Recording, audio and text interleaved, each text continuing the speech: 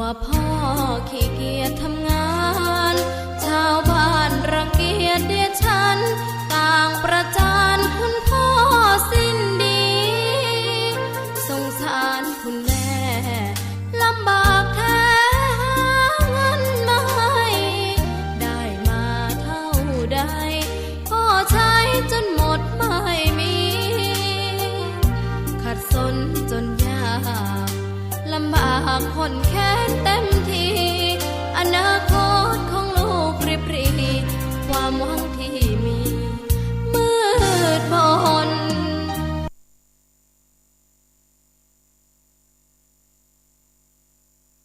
สถานีวิทยุสาธารณะจังหวัดเชียงใหม่คลื่นพัฒนาคุณภาพชีวิต FM 92.25 เมกะเฮิรตซ์บริหารและจัดการโดยวัดป่าแดงมหาวิหารส่งกระจายเสียงจากเลขที่71หมู่ที่14บ้านใหม่หลังมอตำบลสุเทพอำเภอเมืองจังหวัดเชียงใหม่รหัสไปรษณีย์50200หมายเลขโทรศัพท์081881881560000636-7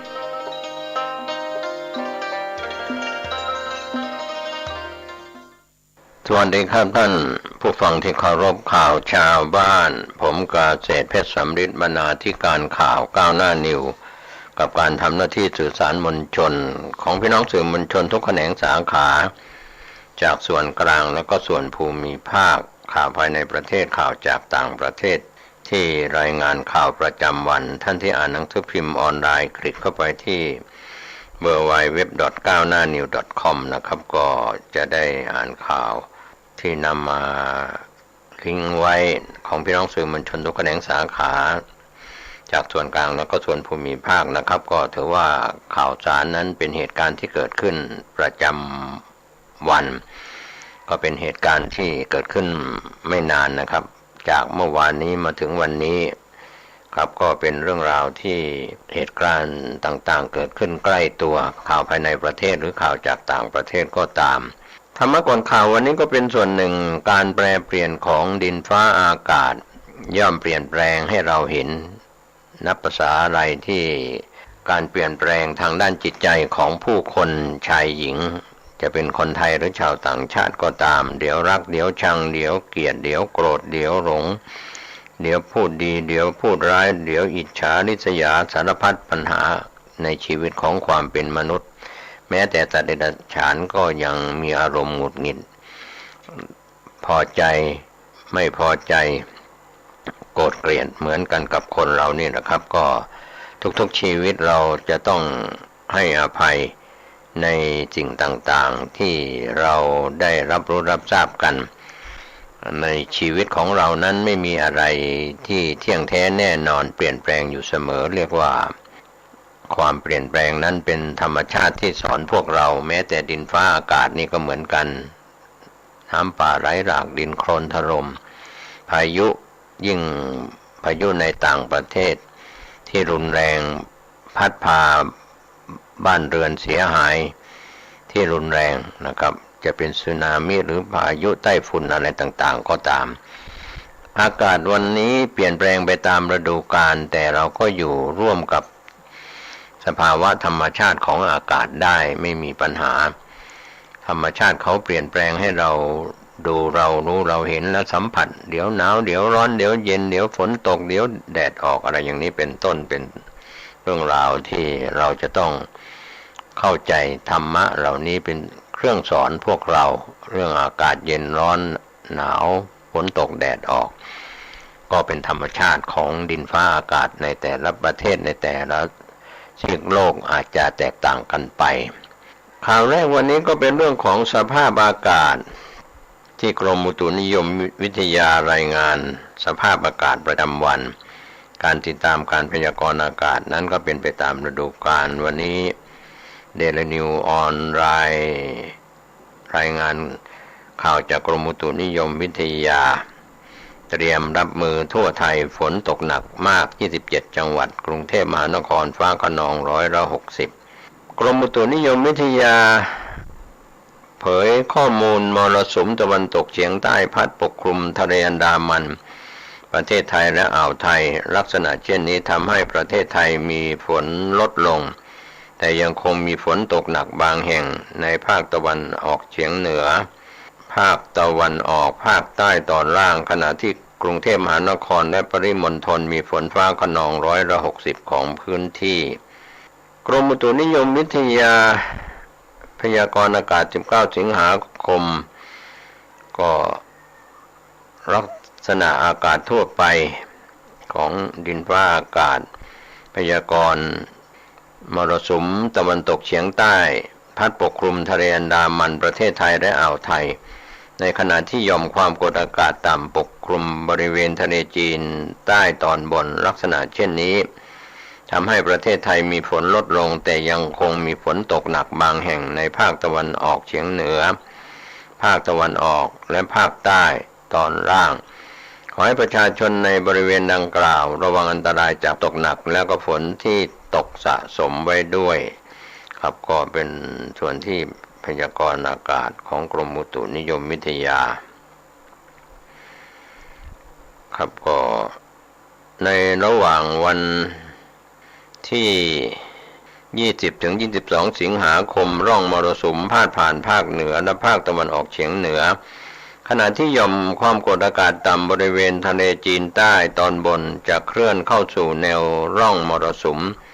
ประกอบกับมรสุมตะวันตกเฉียงใต้ที่พัดปกคลุมทะเลอันดามันประเทศไทยและอ่าวไทยจะมีกำลังแรงขึ้นทำให้ประเทศไทยจะมีฝนเพิ่มขึ้นและมีฝนตกหนักถึงหนักมากบางแห่งในภาคเหนือภาคตะวันออกเฉียงเหนือภาคกลางรวมทั้งกรุงเทพมหานครและปริมณฑลภาคตะวันออกภาคใต้ก็ขอให้ประชาชนบริเวณดังกล่าวระวังอันตรายจากฝนตกหนักถึงหนักมากและฝนที่ตกสะสมอาจทำให้เกิดน้ำท่วมฉับพลันน้ำป่าไหลหลากโดยเฉพาะพื้นที่ลาดเชิงเขาใกล้ทางน้ำไหลผ่านและพื้นที่ลุ่มครับก็พยากรณ์อากาศล่วงหน้าตั้งแต่20 ถึง 22 สิงหาคมก็คือตั้งแต่วันพรุ่งนี้เป็นต้นไป20 21 22 สิงหาคมภาคเหนือภาคตะวันออกเฉียงเหนือก็จะมีฝนตกตามที่พยากรณ์อากาศนะครับก็เป็นเรื่องของดินฟ้าอากาศเราได้ติดตามพยากรณ์อากาศกันทุกวันนะครับเรื่องของดินฟ้าอากาศก็มีเรื่องราวข่าวที่เกิดขึ้นในรอบวันที่น่าสนใจไปยังข่าวต่างประเทศกันในช่วงนี้ที่ทางทีมข่าวได้รายงานกันเข้ามาจากต่างประเทศผ่านสื่อไทยก็คือผู้จัดการออนไลน์รายงานข่าวต่างประเทศว่าให้จับตาจีนส่งทหารเข้าไปยังรัสเซียร่วมซ้อมรบท่ามกลางวิกฤตความขัดแย้งยูเครน19 สิงหาคม 2565รายงานข่าวว่าทหารจีนจะเดินทางไปยังรัสเซียเพื่อร่วมซ้อมรบทางทหารที่จะเริ่มขึ้นในช่วงปลายเดือนนี้จากการเปิดเผยของกระทรวงกลาโหมปักกิ่งเมื่อวันพฤหัสบดี18 สิงหาคมที่ผ่านมาว่าแม้ยืนยันความเคลื่อนไหวนี้ไม่เกี่ยวข้องกับสถานการณ์ระหว่างประเทศระดับภูมิภาคในปัจจุบันแต่เกิดขึ้นท่ามกลางความตึงเครียดระหว่างตะวันตกกับมอสโกสืบเนื่องจากการลุกรานยูเครนของรัสเซียเมื่อเดือนที่แล้วมอสโกแถลงแผนจัดการซ้อมรบทางทหารวอร์สต็อกตะวันออกระหว่างวันที่30 สิงหาคมถึง5 กันยายนพร้อมเผยว่ากองกำลังต่างชาติบางประเทศจะเข้าร่วมด้วยแต่ก็ไม่ได้เอ่ยชื่อประเทศเหล่านั้นปักกิ่งและมอสโกมีความสัมพันธ์ทางกลาโหมใกล้ชิดกันและจีนเคยบอกว่าพวกเขาต้องการผลักดันความสัมพันธ์ทวิภาคีสู่ระดับที่สูงขึ้นกว่าเดิมแม้ว่ามอสโกกำลังเผชิญกับมาตรการคว่ำบาตรจากนานาชาติและถูกประณามอย่างกว้างขวางต่อกรณีรุกรานยูเครนเมื่อ24 กุมภาพันธ์ที่ผ่านมาในต้นปีนะครับก็เป็นเป้าหมายจีนรัสเซียกระชับความร่วมมือในทางปฏิบัติและเป็นมิตรกับบรรดาทหารของประเทศต่างๆที่จะเข้าร่วมซ้อมรบยกระดับความร่วมมือทางยุทธศาสตร์ในบรรดาฝ่ายต่างๆที่เข้าร่วม เสริมความเข้มแข็งแก่ศักยภาพในการตอบโต้ภัยคุกคามและก็ความมั่นคงต่างๆกระทรวงต่างประเทศของจีนระบุในถ้อยแถลงยังระบุว่าอินเดียเบลารุสมองโกเลียทาจิกิสถานและประเทศอื่นๆจะเข้าร่วมซ้อมรบด้วยเช่นเดียวกันรัสเซียและจีนนั้นมีความสัมพันธ์ใกล้ชิดมากขึ้นเรื่อยๆภายใต้ประธานาธิบดีวลาดิมีร์ปูตินและประธานาธิบดีสีจิ้นผิงทั้งนี้ปักกิ่งเพิกเฉยต่อแรงกดดันส่งเสียงคัดค้านมาตรการคว่ำบาตรเล่นงานรัสเซียที่กำหนดโดยบรรดาชาติตะวันตกแถมก่อนหน้ารัสเซียรุกรานยูเครนมอสโกและปักกิ่งก็ยังได้ประกาศความเป็นมิตรภาพไร้ขีดจำกัดปักกิ่งยืนยันว่าการตัดสินใจเข้าร่วมซ้อมรบในครั้งนี้ไม่เกี่ยวข้องกับสถานการณ์ระหว่างประเทศและภูมิภาคในปัจจุบันเดือนนี้เมื่อปีที่แล้วรัสเซียและจีนเคยร่วมซ้อมรบทางทหารในแถบภาคกลางค่อนข้างไปทางเหนือของจีนมีทหารมากกว่า 10,000 นายเข้าร่วมโดยเซอร์เกย์ซอยกูรัฐมนตรีกลาโหมมอสโกยกย่องการซ้อมรบในหนิงเซี่ยของจีนและบ่งชี้ว่าพวกเขาอาจมีการพัฒนายิ่งขึ้นในอนาคตในเดือนตุลาคมปีเดียวกันรัสเซียและจีนก็ทำการซ้อมรบทางทะเลในทะเลญี่ปุ่นจากนั้นไม่กี่วันต่อมาเรือรบรัสเซียและจีนได้ทำการลาดตระเวนร่วมเป็นครั้งแรกทางตะวันตกของมหาสมุทรแปซิฟิกเดือนต่อมากองทัพเกาหลีใต้เผยว่าได้ส่งฝูงบินขับไล่ขึ้นสู่ท้องฟ้าหลังพบเครื่องบินรบของจีน2 ลำและรัสเซีย7 ลำล่วงล้ำเขตแสดงตนเพื่อป้องกันภัยทางอากาศของพวกเขาระหว่างปฏิบัติการที่ปักกิ่งอ้างว่าเป็นการฝึกซ้อมตามปกติการซ้อมรบวอสต็อกนั้นเป็นการซ้อมรบร่วมทางทหารทั้ง2 ครั้งในครั้งที่2ของกองทัพจีนและกองทัพรัสเซียในปีนี้เครื่องบินทิ้งระเบิดจาก2 ประเทศทำการซ้อมรบเป็นเวลา13 ชั่วโมงใกล้กับญี่ปุ่นและก็เกาหลีใต้ในเดือนพฤษภาคมในช่วงระหว่างที่ประธานาธิบดีโจไบเดนกำลังเดินทางเยือนญี่ปุ่นส่งผลให้ทั้ง2 ประเทศต้องรุดส่งฝูงบินขับไล่ขึ้นสู่ท้องฟ้าเนตรไพรโฆษกกระทรวงการต่างประเทศสหรัฐบอกว่าแม้ความสัมพันธ์อันแน่นแฟ้นระหว่างจีนกับรัสเซียเป็นการบ่อนทำลายความมั่นคงของโลกแต่วอชิงตันจะไม่ตีความใดๆเกี่ยวกับการซ้อมรบในครั้งนี้บรรดาประเทศที่เข้าร่วมส่วนใหญ่ต่างก็เคยร่วมซ้อมรบทางทหารแล้วก็มีโครงการแลกเปลี่ยนต่างๆกับสหรัฐเช่นเดียวกันก็เป็นที่มาของข่าวอันจาซีราครับก็ขอบคุณทีมข่าวจากผู้จัดการออนไลน์ที่ได้รายงานข่าวนี้กันเข้ามานะครับก็เป็นเรื่องราวข่าวต่างประเทศท่านใช้วิจารณญาณในการรับข้อมูลข่าวสารอยู่แล้วนะครับเรื่องราวต่างๆที่เกี่ยวข้องกับข่าวภายในประเทศก็มาพูดถึงเรื่องกยศนะครับที่ทางทีมข่าวภายในประเทศได้รายงานกันเข้ามาจากมติชนออนไลน์ได้รายงานข่าวเรื่องของกยศครับที่ได้รายงานข่าวเข้ามาว่าสำนักงานคณะกรรมการกฤษฎีการะบุร่างหนี้กยศไม่ใช่การแก้ปัญหาหนี้แต่ทำให้ผู้กู้ขาดวินัยทางการเงินก็ข่าวคืบหน้าเรื่องนี้ได้รายงานไปก่อนหน้านี้บ้างแล้วแต่วันนี้ก็รายงานว่าสำนักงานคณะกรรมการกฤษฎีการะบุการล้างหนี้กยศไม่ใช่การแก้ปัญหาหนี้แต่ทำให้ผู้กู้ขาดวินัยทางการเงิน18 สิงหาคมที่ผ่านมาจากกรณีล้างหนี้กยศขึ้นเทรนด์ Twitter เนื่องจากมีการออกมาล่ารายชื่อ 10,000 รายชื่อเพื่อยื่นแก้ไขกฎหมายกองทุนเงินให้กู้ยืมเพื่อการศึกษากยศโดยให้รัฐบาลเป็นลูกหนี้แทนผู้กู้โดยมีการลงชื่อผ่านเว็บไซต์ศูนย์วิจัยรัฐสวัสดิการ ก็ออกมาระบุว่าปัจจุบันหนี้ที่ไม่ก่อให้เกิดรายได้ของกยศสูงมากกว่า 60% และก่อหนี้โดยเฉลี่ย 150,000 ถึง 200,000 บาทต่อคนใช้เวลาผ่อนชำระถึง15 ปีและส่วนที่ชำระสูงสุดอาจถึง 50% ของค่าจ้างขั้นต่ำหรือ 30% ของเงินเดือนปริญญาตรีเริ่มต้นสภาพหนี้สินได้ลดแรงจูงใจในการเริ่มชีวิตประกอบธุรกิจรวมถึงการเข้าแหล่งทุนเพื่อการลงทุนต่างๆในช่วงเวลาสำคัญที่สุดของชีวิตแถมยังระบุด้วยว่าเป็นการละเมิดสิทธิขั้นพื้นฐานและละเมิดศักดิ์ศรีความเป็นมนุษย์ซึ่งขัดกับรัฐธรรมนูญมาตรา 4 แห่งราชอาณาจักรไทยสมควรปรับปรุงพระราชบัญญัติกองทุนกู้ยืมเพื่อการศึกษาโดยแก้ไขมาตรา 44 เพิ่มเติมวรรคที่ 5 ให้ผู้ทำการกู้ที่สำเร็จการศึกษาเกิน 2 ปีและยังคงมียอดกู้คงเหลือให้ถือว่าสิ้นสุดสัญญาเงินกู้โดยให้กองทุนเก็บยอดหนี้คงค้างจากรัฐบาลต่อไปล่าสุดเมื่อ 18 สิงหาคมนายนพดลเพรีเลิก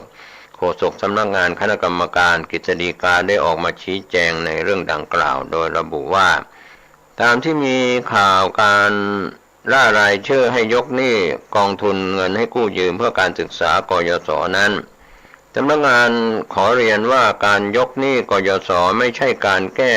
ปัญหาหนี้กยศแต่จะทำให้ผู้กู้ขาดวินัยทางการเงินซึ่งจะเป็นปัญหาต่อไปในอนาคตแต่รัฐบาลเข้าใจปัญหาของหนี้กยศตามกฎหมายในปัจจุบันจึงได้เสนอแก้ไขให้การชำระหนี้กยศยังคงเป็นไปตามหลักเป็นหนี้ต้องใช้หนี้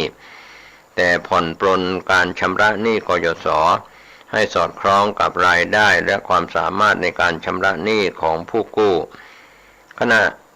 นี้ร่างพระราชบัญญัติดังกล่าวอยู่ในขั้นการพิจารณาของสภาผู้แทนราษฎรครับก็เรื่องนี้มีข่าวคืบหน้าเรื่องของกยศก็จะได้รายงานให้ท่านได้รับรู้รับทราบกันนะครับทุนกู้ยืมเพื่อการศึกษาก็มีความหมายแล้วก็มีความจำเป็นสำหรับลูกหลานเรานะครับที่จะต้องศึกษาต่อโดยอาจจะ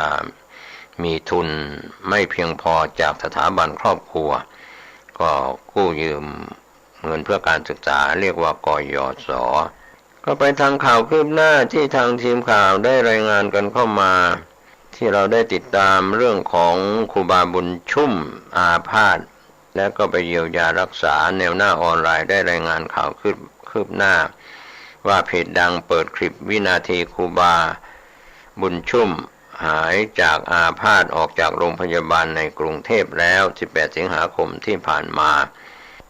ก็มีการเปิดภาพวินาทีครูบาบุญชุ่มหายจากอาพาธออกจากโรงพยาบาลในกรุงเทพท่ามกลาง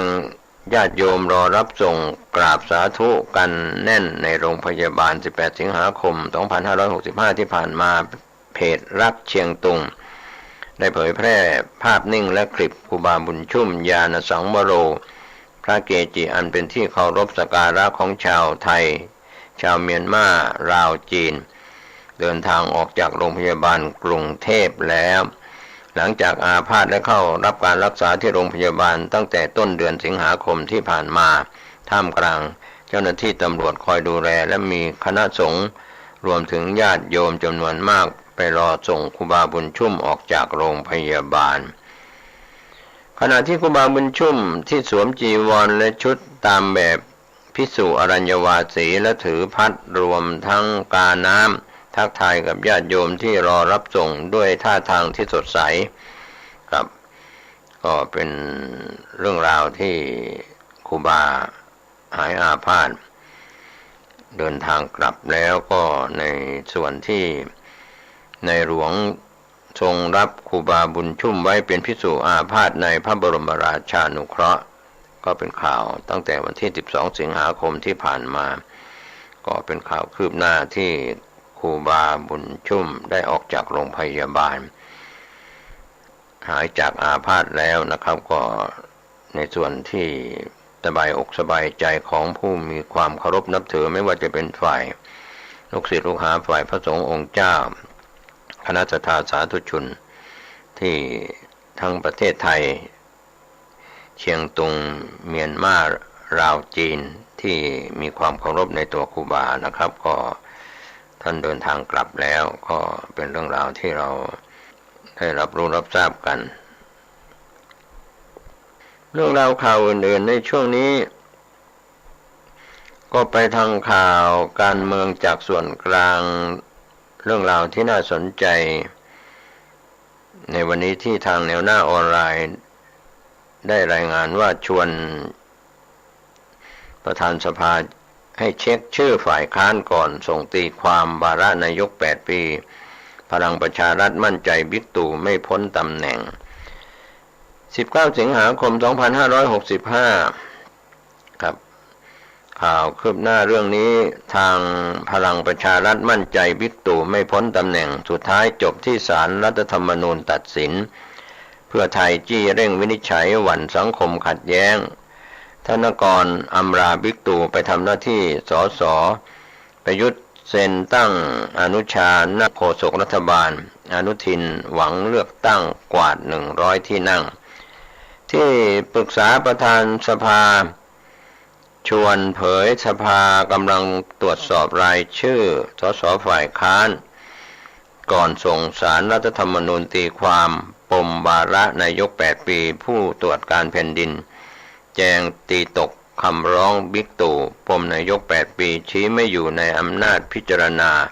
ส่วนอนุชาเชื่อไม่เกิดอุบัติเหตุทางการเมืองปมวาระ8 ปีบิ๊กตู่ไม่ตกเก้าอี้ยันสุดท้ายจบที่ศาลรัฐธรรมนูญด้านฝ่ายค้านโดยเฉพาะเพื่อไทยเรียกร้องศาลรัฐธรรมนูญเร่งวินิจฉัยปม8 ปีบิ๊กตู่หวั่นเป็นชนวนทำให้สังคมขัดแย้งเชื่อบิ๊กตู่ไม่คิดยุบสภาชี้ชิงลาออกก่อน24 สิงหาคมยิ่งไปกันใหญ่ก้าวไกลแนะลาออกเปิดทางเลือกนายกใหม่ขณะที่ธนกรยื่นใบลาออกจากการเป็นโฆษกรัฐบาลเข้าอำลานายกรัฐมนตรียังช่วยงานต่อไปจนกว่าบิ๊กตู่พ้นการเมืองนายกเซ็นตั้งอนุชาคัมแบ็กนั่งโฆษกรัฐบาลตั้งทิพานันท์เสริมทีมรองโฆษกอนุทินมอง 6-7 เดือนลุยเลือกตั้งกำลังดีไม่หวั่นเพื่อไทยเปิดผู้สมัครอีสานชี้แนวโน้มเพื่อไทยชี้แนวโน้มพทได้สสเพิ่มหวังเลือกตั้งสมัยหน้ากวาด100 ที่นั่งก็เป็นข้อชี้แจง18 สิงหาคมที่ผ่านมานายแพทย์สุกิจอัโถปกรณ์ที่ปรึกษาประธานสภาผู้แทนราษฎรได้ให้สัมภาษณ์กรณีที่พรรคฝ่ายค้านยื่นเรื่องให้นายชวนหลีกภัยประธานสภาผู้แทนราษฎรเมื่อวันที่17 สิงหาคมเพื่อส่งศาลรัฐธรรมนูญวินิจฉัยวาระการดำรงตำแหน่งนายกรัฐมนตรี8 ปีของพลเอกประยุทธ์จันทร์โอชานั้นว่าขณะนี้อยู่ระหว่างการตรวจสอบรายชื่อพรรคร่วมฝ่ายค้าน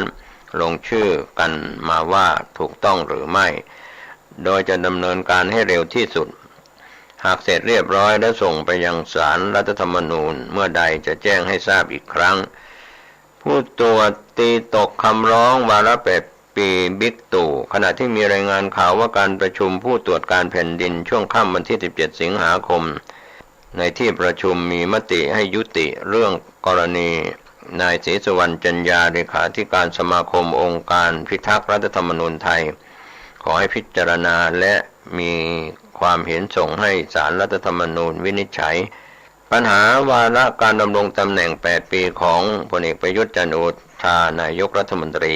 หลังพิจารณาแล้วเห็นว่าคำร้องดังกล่าวไม่ใช่การขอให้พิจารณาว่าบทบัญญัติของกฎหมายใดมีปัญหาเกี่ยวกับความชอบด้วยรัฐธรรมนูญตามที่พรบว่าด้วยผู้ตรวจการแผ่นดิน 2560 มาตรา 23 วงเล็บ 1 กำหนดให้ผู้ตรวจการแผ่นดินมีอำนาจส่งศาลรัฐธรรมนูญวินิจฉัยแต่ก็เป็นเรื่องของสมบัติการดำรงตำแหน่งทางการเมืองที่รัฐธรรมนูญมาตรา 170 วรรค 3 ให้กกต.หรือสส.จำนวน1 ใน 10ของจำนวนสมาชิกทั้งหมดเท่าที่มีอยู่ เข้าชื่อยื่นต่อศาลรัฐธรรมนูญเพื่อวินิจฉัยได้จึงเป็นเรื่องที่อยู่ในอำนาจหน้าที่ขององค์กรอิสระอื่นที่พรบ.ว่าด้วยผู้ตรวจการแผ่นดินมาตรา37วงเล็บ4กำหนดห้ามไม่ให้ผู้ตรวจการแผ่นดินรับไว้พิจารณาขณะนี้ผู้ตรวจการแผ่นดินอยู่ระหว่างจัดทำคำวินิจฉัยและมีหนังสือแจ้งผู้ร้องอนุชาเชื่อไร้อุบัติเหตุบิ๊กตู่ตกมาร์กขออภัยอนุชาเชื่อไร้อุบัติเหตุบิ๊กตู่ตกเก้าอี้นายอนุชานาคาสายรัฐมนตรีประจำสำนักนายกรัฐมนตรีในฐานะกรรมการบริหารพรรคพลังประชารัฐพปชรกล่าวกับทีมข่าวถึงกรณีวาระการดำรงตำแหน่งนายกรัฐมนตรี8ปีของพลเอกประยุทธ์จันทร์โอชาว่ามีหลายความเห็นที่มองแตกต่างกันแต่สุดท้ายต้องจบที่คำวินิจฉัยของศาลรัฐธรรมนูญแต่ส่วนตัวขอมองตามความรัฐธรรมนูญที่ระบุไว้ด้วยลายลักษณ์อักษรอย่างชัดเจนซึ่งหากจะตีความนอกเหนือจากนี้คงเป็นไปได้ยากจะทำให้สังคมสับสนและต่อไปคงทำให้กฎหมายมีปัญหาทั้งหมดเมื่อถามว่าพรรคพลังประชารัฐได้หารือถึงเรื่องดังกล่าวและเตรียมความพร้อมหากเกิดอุบัติเหตุทางการเมืองหรือไม่นายอนุชาตอบว่ายังไม่มีการพูดถึงเพราะคิดแบบตรงไปตรงมาศาลตัดสินว่าอย่างไรก็ว่าไปตามนั้นเชื่อมั่นว่าจะไม่เกิดอุบัติเหตุทางการเมืองหรือทำให้พลเอกประยุทธ์พ้นจากตำแหน่งสมคิดเชื่อนายกไม่คิดยุบสภาทางด้านนายสมคิดเชื้อคงสสอุบลราชธานีพรรคเพื่อไทยในฐานะรองประธานคณะกรรมการประสานงานพรรคร่วมฝ่ายค้านวิปฝ่ายค้านก็กล่าวถึงกระแสข่าวการยุบสภาภายหลังพรรคร่วมฝ่ายค้านยื่นหนังสือผ่านนายชวนหลีกภัยประธานสภาผู้แทนราษฎรเพื่อส่งศาลรัฐธรรมนูญวินิจฉัยวาระการดำรงตำแหน่ง8ปีของพลเอกประยุทธ์จันทร์โอชานายกและรัฐมนตรีว่าการกระทรวงกลาโหมว่าไม่มีเหตุผลที่จะยุบสภาเราก็ส่งให้ศาลรัฐธรรมนูญวินิจฉัยพิจารณาถ้าตั้งใจจะยุบสภาก็ไม่ได้ว่าอะไรแต่มีปัญหาอะไรสภาไม่ได้เป็นคู่ขัดแย้งเพราะพลเอกประยุทธ์ไปขัดแย้งกับรัฐธรรมนูญจึงไม่ได้เป็นเรื่องของสภาเลยแต่ถ้าพลเอกประยุทธ์ในฐานะนายกมีอำนาจในการยุบสภาและว่าส่วนตัวก็ไม่เชื่อว่านายกจะยุบสภาเพราะยังไม่น่าจะใช่รอคำสั่งศาลรัฐธรรมนูญรอคำวินิจฉัยไม่ดีกว่าหรือก็มีทางออกตั้งหลายทางถ้าสมมุติว่าเลือกไม่ได้แต่เป็นอำนาจนายกเรื่องนี้ตนมั่นใจว่าไม่พ้นตำแหน่งแต่สังคมทั่วไปรับรู้แล้วว่าท่านไม่มีเหตุผลที่จะอยู่ต่อชิงลาออกก่อน24สิงหาคมยิ่งวุ่นใหญ่เมื่อถามว่าหากพลเอกประยุทธ์ตัดสินใจยุบสภาจริงนายสมคิดก็กล่าวว่าเมื่อยุบสภาพลเอกประยุทธ์ก็ทำหน้าที่นายกรักษาการและเข้าสู่กระบวนการเลือกตั้งขณะนี้ยังไม่มีกฎหมายเลือกตั้งเพื่อนำมาปฏิบัตินี่คือปัญหาหากจะออกพระราชกำหนดพรก.เลือกตั้งเองยิ่งไปกันใหญ่เหมือนกันว่าคุณเขียนกติกาเองออกเองน่าจะสวยงามและสง่างามเมื่อถามถึงวันที่23สิงหาคมนี้พลเอกประยุทธ์จะตัดสินใจลาออกก่อนวันที่24สิงหาคม2565หรือไม่นายสมคิดกล่าวว่านี่ยิ่งเป็นไปไม่ได้ใหญ่ถ้าจะให้ลาออกยุบสภาจะดีกว่าเพราะการลาออกจะหลุดจากตำแหน่งทันทีแต่ยุบสภายังรักษาการแล้วกว่าจะจัดการเลือกตั้งและจัดตั้งรัฐบาลใหม่อีก 3-4 เดือนที่ศาลเร่งวินิจฉัยวันสังคมขัดแย้งด้านนางพวงเพชรชุนละเอียดประธานคณะกรรมการประสานงานการเมืองพื้นที่กรุงเทพมหานครและรองประธานคณะกรรมการยุทธศาสตร์และทิศทางการเมืองพรรคเพื่อไทยกล่าวว่าวันนี้สังคมเกิดข้อขัดแย้งโต้เถียงต่อประเด็นดังกล่าวอย่างกว้างขวางเพื่อให้ป้องกันไม่ให้เกิดความขัดแย้งรุนแรงในสังคมรวมถึงความเสียหายจากการบริหารราชการแผ่นดินในตำแหน่งนายกรัฐมนตรี ของพลเอกประยุทธ์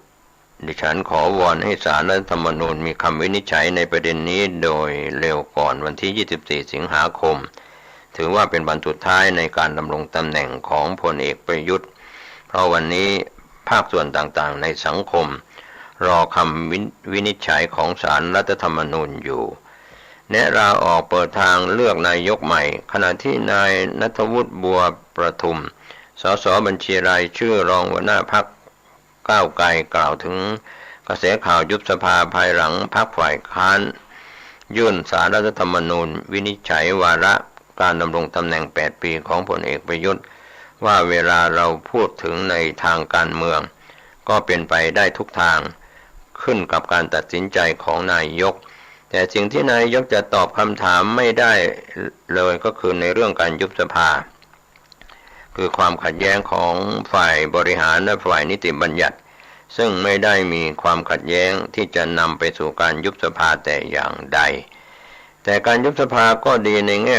การคืนอำนาจให้ประชาชนแต่เวลานี้การแก้กติกาการเลือกตั้งร่างกฎหมายลูกการเลือกตั้งสสยังไม่แล้วเสร็จถ้ายุบสภาจะใช้กติกาใดจะทำให้เกิดมีเรื่องราวเปลี่ยนแปลงทางการเมืองขึ้นนายกจะตอบคำถามนี้ไม่ได้เช่นกันและไม่ควรใช้กลไกการยุบสภามาเป็นทางออกที่สำคัญกว่านั้นขณะนี้ปัญหาเศรษฐกิจปากท้องของประชาชนเป็นเรื่องใหญ่สำคัญกว่าต้องใช้รัฐบาลตัวจริงในการแก้ปัญหานายกจะเอาเรื่องวาระ8 ปีซึ่งเป็นปัญหาส่วนตัวมาเกี่ยวข้องกับปัญหาของประชาชนไม่ได้ทางออกก็มีวิธีการก็คือนายกลาออกหรือศาลรัฐธรรมนูญสั่งให้หยุดปฏิบัติหน้าที่เพื่อให้มีการเลือกนายกหรือนายกรักษาการคนใหม่ขึ้นมาทำหน้าที่แทนพลเอกประยุทธ์จะเป็นประโยชน์กับประเทศชาติมากกว่ารองหัวหน้าพรรคก้าวไกลกล่าวส่วนทางด้านนายธนกรยื่นลาออกพ้นโฆษกรัฐบาลแล้วผู้สื่อข่าวรายงาน 8:39 นาทีนายธนกรวังบุญคงชนะอดีตโฆษกประจำสำนักนายกรัฐมนตรีได้แจ้งสื่อมวลชนผ่านแอปพลิเคชัน LINE ว่าผมได้ยื่นหนังสือลาออกจากตำแหน่งโฆษกประจำสำนักนายกรัฐมนตรีแล้วช่วงเย็นวันที่ 17 สิงหาคมที่ผ่านมา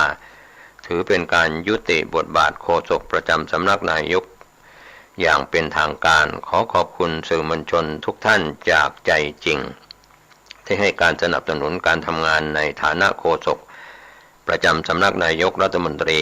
ด้วยดียิ่งมาโดยตลอดความร่วมมือและก็แรงสนับสนุนของทุกท่านเป็นกำลังใจทำให้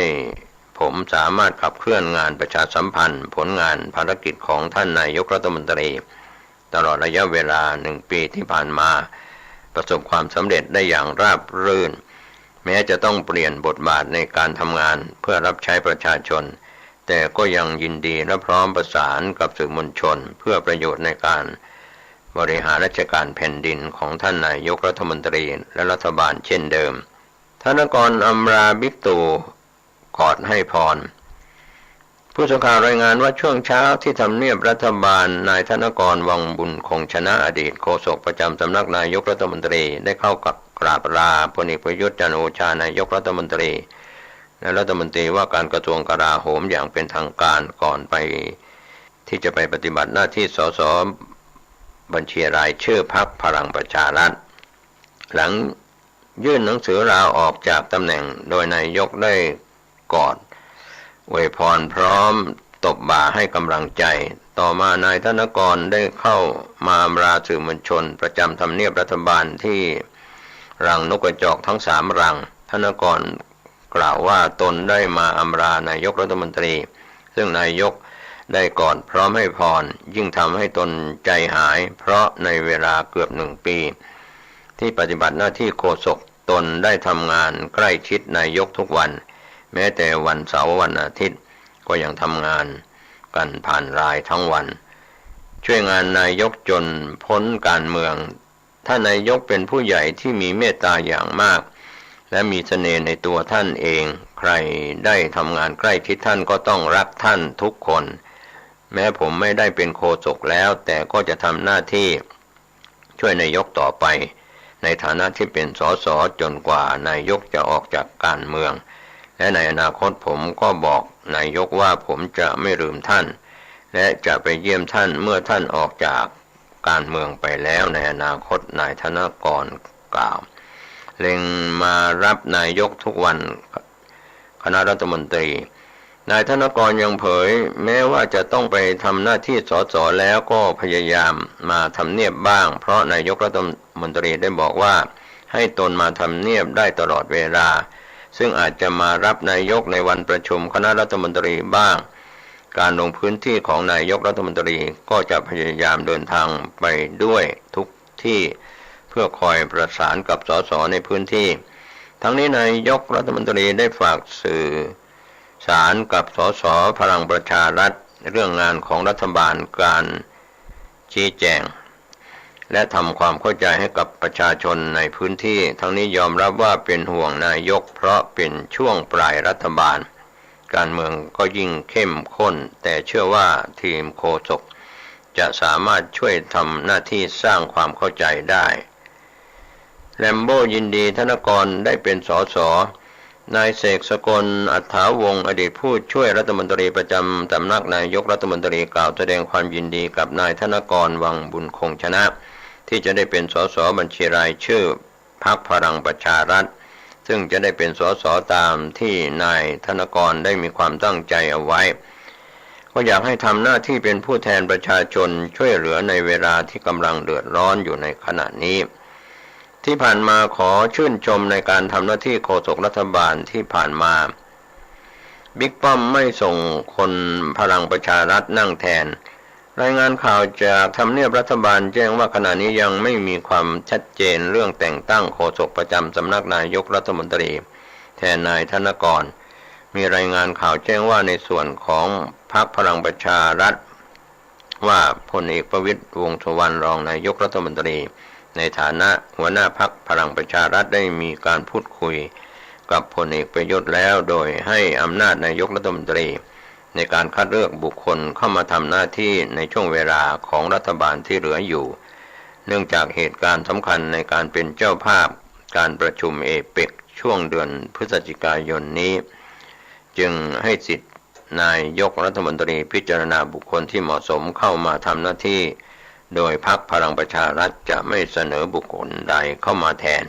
บิ๊กตู่ตั้งอนุชานั่งโฆษกรัฐบาลในวันเดียวกันผู้สื่อข่าวรายงานจากทำเนียบรัฐบาลว่าพลเอกประยุทธ์จันทร์โอชานายกรัฐมนตรีได้ลงนามคำสั่งนายกรัฐมนตรีที่204/2565เรื่องมอบหมายให้ข้าราชการการเมืองปฏิบัติหน้าที่อีกหน้าที่หนึ่งเพื่อให้การประชาสัมพันธ์ของรัฐบาลเป็นไปด้วยความเรียบร้อยต่อเนื่องเหมาะสมและมีประสิทธิภาพนายกจึงมีคำสั่งมอบหมายให้นายอนุชาบุรพชัยศรีข้าราชการการเมืองตำแหน่งรองเลขาธิการนายกรัฐมนตรีฝ่ายการเมืองปฏิบัติหน้าที่โฆษกประจำสำนักนายกรัฐมนตรีอีกหน้าที่หนึ่งตั้งแต่วันที่18สิงหาคม2565เป็นต้นไปจนกว่าจะมีคำสั่งเปลี่ยนแปลงครับก็เป็นเรื่องราวข่าวที่เกี่ยวข้องกับรัฐบาลการเมืองสำหรับตำแหน่งรองโฆษกประจำสำนักนายกนั้นในส่วนของนางสาวทิพานันท์สิริชนะประจำสำนักนายกรัฐมนตรีคาดว่าจะมีการเสนอที่ประชุมคณะรัฐมนตรีพิจารณาวันที่23สิงหาคมที่จะถึงนี้ทั้งอนุทินชี้ 6-7 เดือนเลือกตั้งกำลังดีนายอนุทินชาญวีรกุลรองนายกรัฐมนตรีและรัฐมนตรีว่าการกระทรวงสาธารณสุขในฐานะหัวหน้าพรรคภูมิใจไทยให้สัมภาษณ์กรณีราชกิจจานุเบกษาเผยแพร่ระเบียบคณะกรรมการการเลือกตั้งกกต.ว่าด้วยการใช้ทรัพยากรของรัฐหรือบุคลากรของรัฐเพื่อกระทำการใดจะมีผลต่อการเลือกตั้งพุทธศักราช 2563 ทำให้หลายฝ่ายมองว่าเป็นการเข้าโหมดเลือกตั้งว่าประกาศที่ออกมาเป็นสิ่งย้ำเตือนให้พวกเราตระหนักว่าจะเข้าสู่ฤดูเลือกตั้งแล้วจะมีข้อกำหนดออกมาว่าอะไรทำได้ไม่ได้เป็นสิ่งที่ดีออกมาตอกย้ำว่าผู้สมัครสสของพรรคระมัดระวังแม้กระทั่งในฐานะพรรคร่วมรัฐบาลก็ต้องทราบว่าทำอะไรได้บ้างหรือทำอะไรไม่ได้ ช่วงใกล้ฤดูเลือกตั้งเมื่อถามว่าระยะเวลา 6-7 เดือนที่เหลือในการเตรียมตัวเลือกตั้งถือว่ามากหรือน้อยไปหรือไม่นายอนุทินกล่าวว่ากำลังดีนะครับก็เป็นเรื่องราวข่าวเกิดขึ้นในทางด้านการเมืองวันนี้ข่าวชาวบ้านหมดเวลาลงผมเกษตรเพชรเล่นบรรณาธิการข่าวก้าวหน้านิวก็ขอบคุณพี่น้องสื่อมวลชนทุกแขนงสาขาจากส่วนกลางและส่วนภูมิภาคทั้งข่าวภายในประเทศและข่าวจากต่างประเทศด้วยความขอบคุณท่านผู้ฟังท่านผู้ชมท่านที่ติดตามข่าวชาวบ้านโปรดใช้วิจารณญาณในการรับข้อมูลข่าวสารขอทุกคนทุกท่านติดตามการพยากรณ์อากาศจากกรมอุตุนิยมวิทยาเรื่องของดินฟ้าอากาศท่านเดินทางขึ้นเหนือร่องใต้ตามเส้นทางต่างๆด้วยความปลอดภัยสวัสดีครับศรัทธาสาธุชนญาติโยมท่านผู้ฟังทั้งหลายทุกท่านทุกคนมาพบมาปะกันอีกในรายการปกิณกะแห่งธรรมะซึ่งก็มีเป็นประจำทุกวันในเวลาเดียวกันนี้และก็ทางสถานีวิทยุแห่งนี้โดยตัวเจ้าวัดหนองตองหางดงจังหวัดเชียงใหม่นำรายการนี้มาปะกับญาติกับโยมพี่น้องญาติโยมท่านผู้ฟังต่อไปนี้เอามาไหว้พระสวดมนต์เพื่อเป็นมังคละเป็นมงคลแก่ตัวแก่ตนทั้งภพนี้ภพหน้าคนได้ทำเป็นอาชีพอยู่ตลอดโดยบ่ได้ขาดเมื่อเวลาเหตุที่มันมีโอกาสเวลาทำต้องทำกันเอาละตอนนี้ไปก็พร้อมใจกันเด้อไหว้พระสวดมนต์อะระหังสัมมาสัมพุทโธภควาพุทธังภวันตังอภิวาเทมิกราบพระพุทธสวากขาโตภควตาธัมโมธัมมังนัมมัสสามิกราบพระธรรมสุปฏิปันโนภควโตสาวกสังโฆสังฆังนะมามิกราบพระสงฆ์ต่อไปก็กล่าวคำนมัสการว่าพร้อมๆกันไปนะโมตัสสะภะคะวะโตอะระหะโตสัมมาสัมพุทธัสสะนะโมตัสสะภะคะวะโตอะระหะโต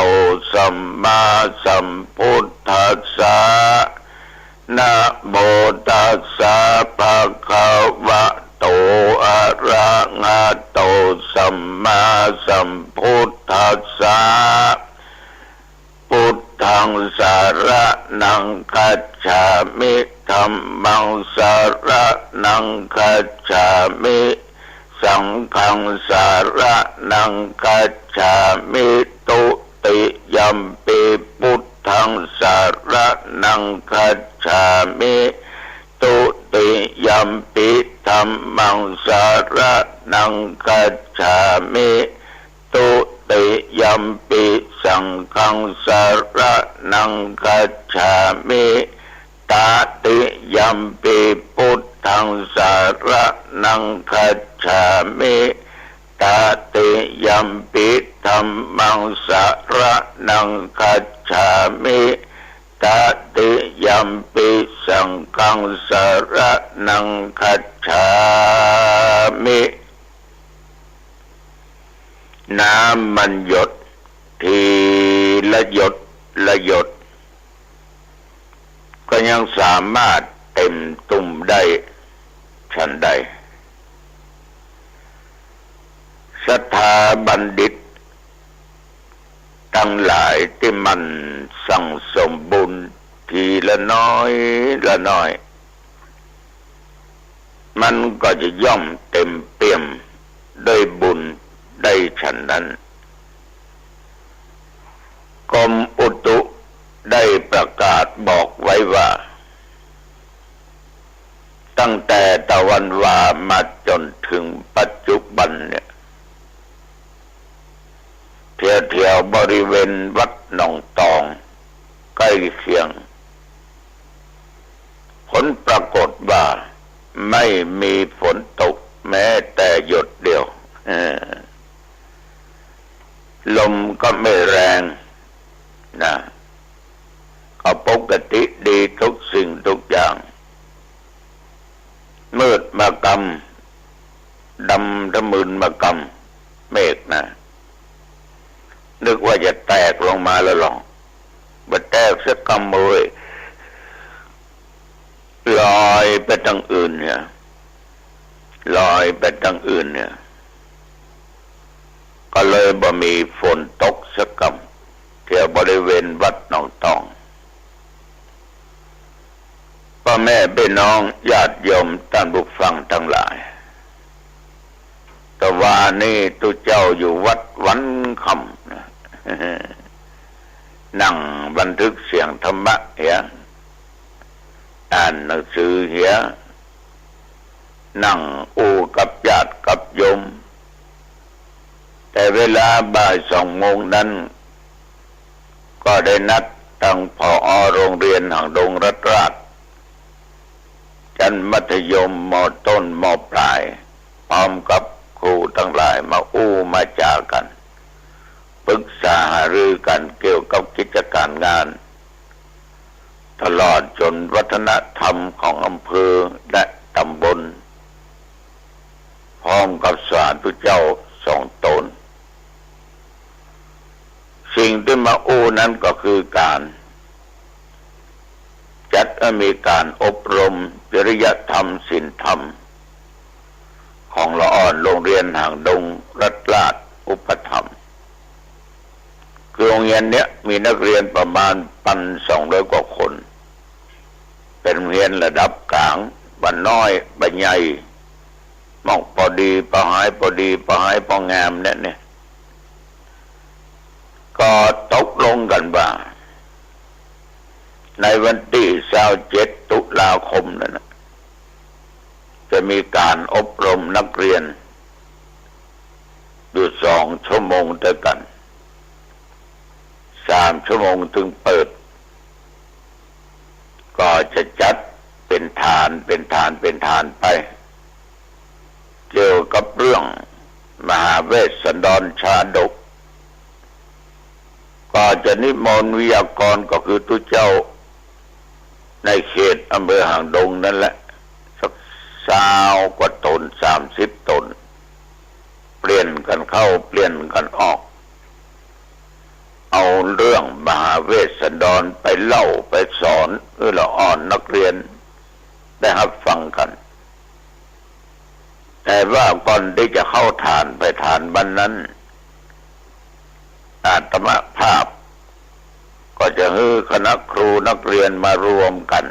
ที่อาคารหอประชุมอเนกประสงค์อาตมาก็จะได้เล่าเรื่องความเป็นมาเกี่ยวกับมหาเวสสันดรชาดกแล้วก็จะได้บอกจะได้กล่าวจะได้ถามว่าใครเป็นคนเทศทำมหาเวสสันดรก่อนเปิ้นอันเนี้ยก็เพื่อให้ละอ่อนในฐานะเป็นลูกเป็นหลานเป็นเหลนของหมู่เฮาได้รู้ว่าการที่มาเป็นพุทธเจ้า ตรัสรู้สัพพัญญูเป็นพุทธเจ้าได้นั้นเพิ่นมาได้อย่างใดเป็นได้อย่างใดการบำเพ็ญบารมีเนี่ยมันยากขนาดไหนง่ายอย่างใดก็จะได้เล่าแก่ละเอกละอ่อนนักเรียนทั้งหลายได้ฟังกัน ในเรื่องของเวสสันดร ก็มีมาในพระเจ้าสิบจาตุเนาะซึ่งพระเจ้าสิบจาตุแต่ละจาตุทำไมเองก็นำไปเทศน์ออกอากาศญาติโยมทั้งหลายได้รับฟังกันก็การฟังนั้นน่ะถ้าหากว่ามีความตั้งอกตั้งใจฟังมีสติมีสัมปชัญญะตั้งใจฟังแล้วก็นำไปคิดพิจารณาก่อนไกลเอาเนื้อหาสาระไปประยุกต์ใช้กับชีวิตได้เลยก็จะเกิดตัวปัญญาคือความโหขึ้นว่าโอ้การเป็นพระเจ้าเนี่ยมันจะของง่ายๆหรือเฮ้ยฉะนั้นญาติโยมผู้ฟังก็ได้บุญผู้ฮือก็ได้บุญดังที่ธรรมภาพได้กล่าวไปเมื่อตะกี้ว่าศรัทธาญาติโยมลองสังเกตดูน้ำจะเป็นน้ำฝนน้ำค้างอย่างใดก็ช่างเถอะมันตกลงมาทีละหยดละหยดก็สามารถเต็มตุ่มที่เขารองรับไว้ได้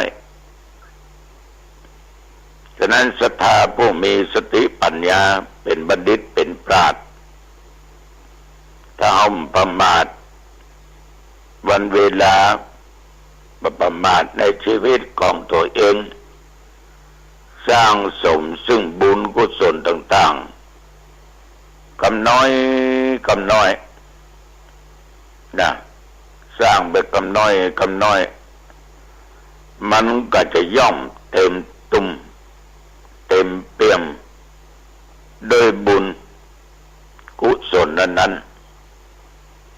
มันก็เหมือนกับญาติกับโยมถึงวันเนี่ยทำบุญไปทีละเล็กทีละน้อย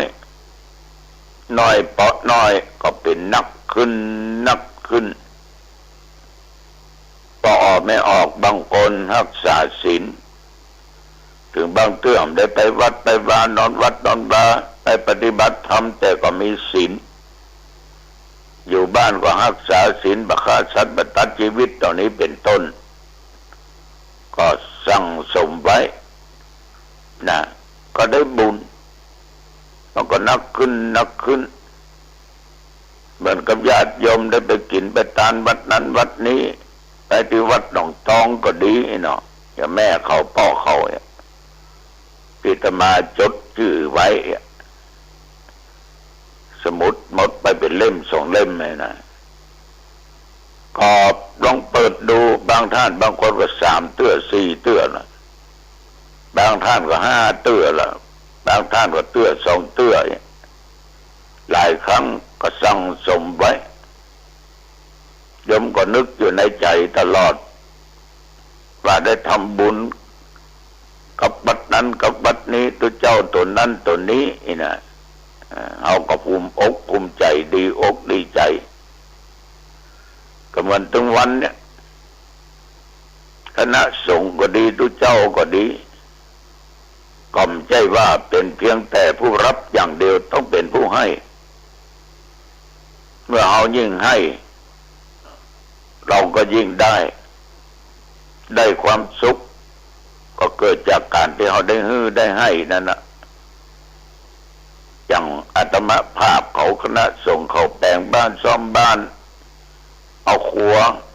ที่ใจภายในครอบครัวไปมอบแก่ญาติแก่โยมเนี่ยโอ้มันมีความสุขเนอะเว้ยนึกถึงบ้านหลังนั้นนึกถึงสิ่งของที่เอาไปช่วยเหลือมันมีความสุขอย่างบอกว่าถูกแต่ว่านี่ก็ได้มีทางผู้นำได้ถ่ายภาพบ้านที่บัสามารถจะอยู่เป็นสุขได้นะคำค่าละลุละเสียละแล้วก็คนเฒ่าคนแก่อยู่คนเดียวมาเปี้ยไป3-4 หลังบุญอันนั้นก็เลยอู้กันว่าปีหน้าเอาก็ท ปีหน้าช่วยกันทำเนี่ยญาติโยมทั้งหลายบางอย่างเอาได้ทำไปช่วยเหลือไปสงเคราะห์ไปมันมีความสุขอย่างบอกวัตถุเมื่อญาติโยมเนี่ยบางท่านบางคนได้เอาเข้าป่าอาหารไปถวายทานวัดนั้นวัดนี้ตัวเจ้าตัวนั้นตัวนี้บางท่านเนี่ยก็นั่งนิมนต์ฉันเจ้านิมนต์ฉันครับเนี่ยใกล้จะเที่ยงแล้วเนาะก็นิมนต์ฉันเอาก็ฉันอยู่ฮะน่ะเพิ่นก็ดีอกดีใจยิ้มน้อยยิ้มใหญ่ถามตัวนะล้ำก็เจ้าเนี่ยล้ำก็ท่าน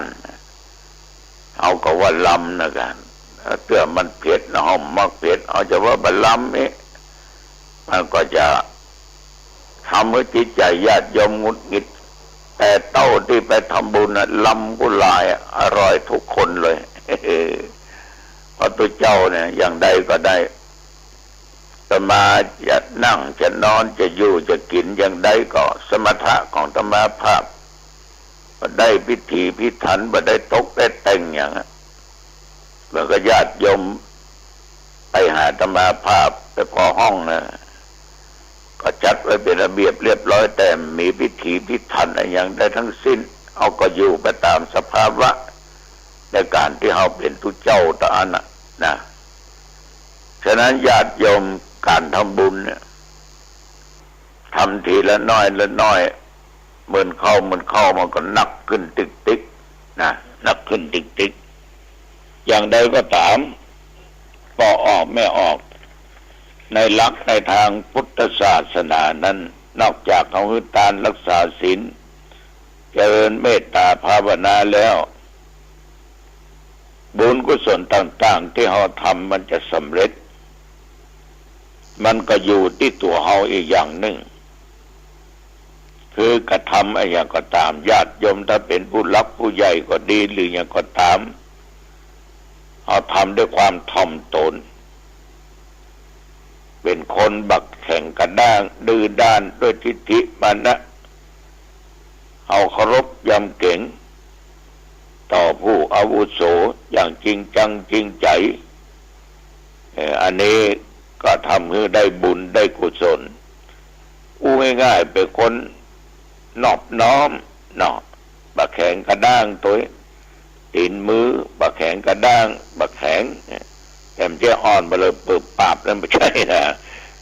ไม่ใช่ว่าอ่อนมาเลยเปิบปราบเลยนะคือบ่มีทิฏฐิบ่มีมานะมีความหันผิดมาถือตัวถือตนอันนี้มันก็เคยมีญาติโยมถามว่าผู้ใหญ่นะมันใหญ่อย่างใดอย่างตุลุงนี่ก็ใหญ่หรอกน้ำหนักตุลุงมี86ปลายหรอกสูง174 175อันนี้ก็ใหญ่อีกอย่างหนึ่งเนาะผู้ใหญ่นั้นน่ะตามที่ในหนังสือก็ดีได้ยินได้ฟังมาก็ดีเนาะเหมือนกับญาติกับโยมบางท่านก็หูกันดีมีอยู่3ประเภทชาติวุฒโธผู้ใหญ่โดยชาติโดยตระกูลอันนี้เอายกตัวอย่างง่ายๆอย่างพระมหากษัตริย์ในญาติโยมเป็นผู้มีบารมีสูงเป็นผู้มีบารมีสูงประชากรจะเป็นตะใด700-800 ล้านคน60-70 กว่าล้านคนเนี่ยญาติโยมพระมหากษัตริย์ก็ต้องมีองค์เดียวพระองค์เดียวพระราชินีเนี่ยตลอดจนพระบรมวงศานุวงศ์ท่านเหล่านี้เป็นผู้ใหญ่โดยชาติตระกูลชาติอุทโธหรือบางอันก็ญาติโยมทั้งหลายเชื้อเจ้าเนาะ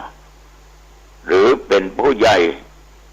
ที่อยู่ในศีลในธรรมเป็นที่เคารพนับถือของลูกหลานเหลนญาติพี่น้องมิตรแก้วสหายคำอันนี้ก็เป็นผู้ใหญ่มาแต่ตระกูลของเปิ้ลการประพฤติปฏิบัติของเปิ้ลนั่นนะมันเป็นที่น่าเลื่อมใส แล้วต่อไปวยบุตโธ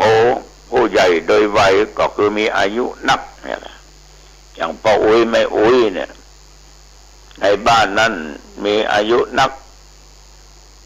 80 90บางคนเป็น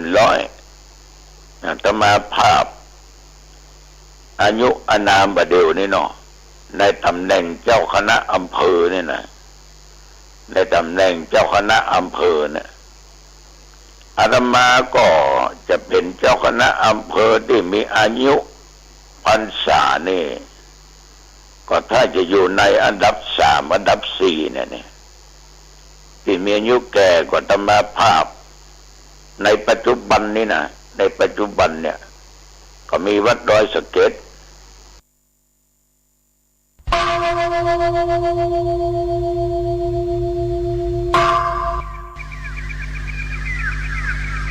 พรุ่งนี้เป็นวันพระขอเชิญลดละอบายมุขทำจิตใจให้สงบสะอาดปราศจากสิ่งเศร้าหมองทั้งปวงเข้าวัดฟังธรรมแล้วไหว้พระสวดมนต์ตามสมควรข่าวสารเพื่อการประชาสัมพันธ์ขอเชิญชวนศรัทธานักศีลนักบุญทั้งหลายผู้มีความเคารพนับถือพระครูวิสิทธิ์ศรีราภรณ์เจ้าคณะตำบลป่าแดดเจ้าอาวาสวัดวังสิงห์คำคณะสงฆ์คณะศิษยานุศิษย์คณะศรัทธาพร้อมใจกันจัดงานทำบุญอายุวัฒนมงคลครบรอบ59 ปีจัดงาน2 วันวันเสาร์ที่20 สิงหาคมและวันอาทิตย์ที่21 สิงหาคม 2565เป็นส่วนหนึ่งที่เราจะได้ไปร่วมทำบุญอายุวัฒนมงคลครบรอบ59 ปีพระครูวิจิตรศรีราภรณ์เจ้าคณะตำบลป่าแดดเจ้าอาวาสวัดวังสิงห์คำตำบลป่าแดดอำเภอเมืองเชียงใหม่จังหวัดเชียงใหม่ทั้ง2 วันโดยพร้อมเพรียงกัน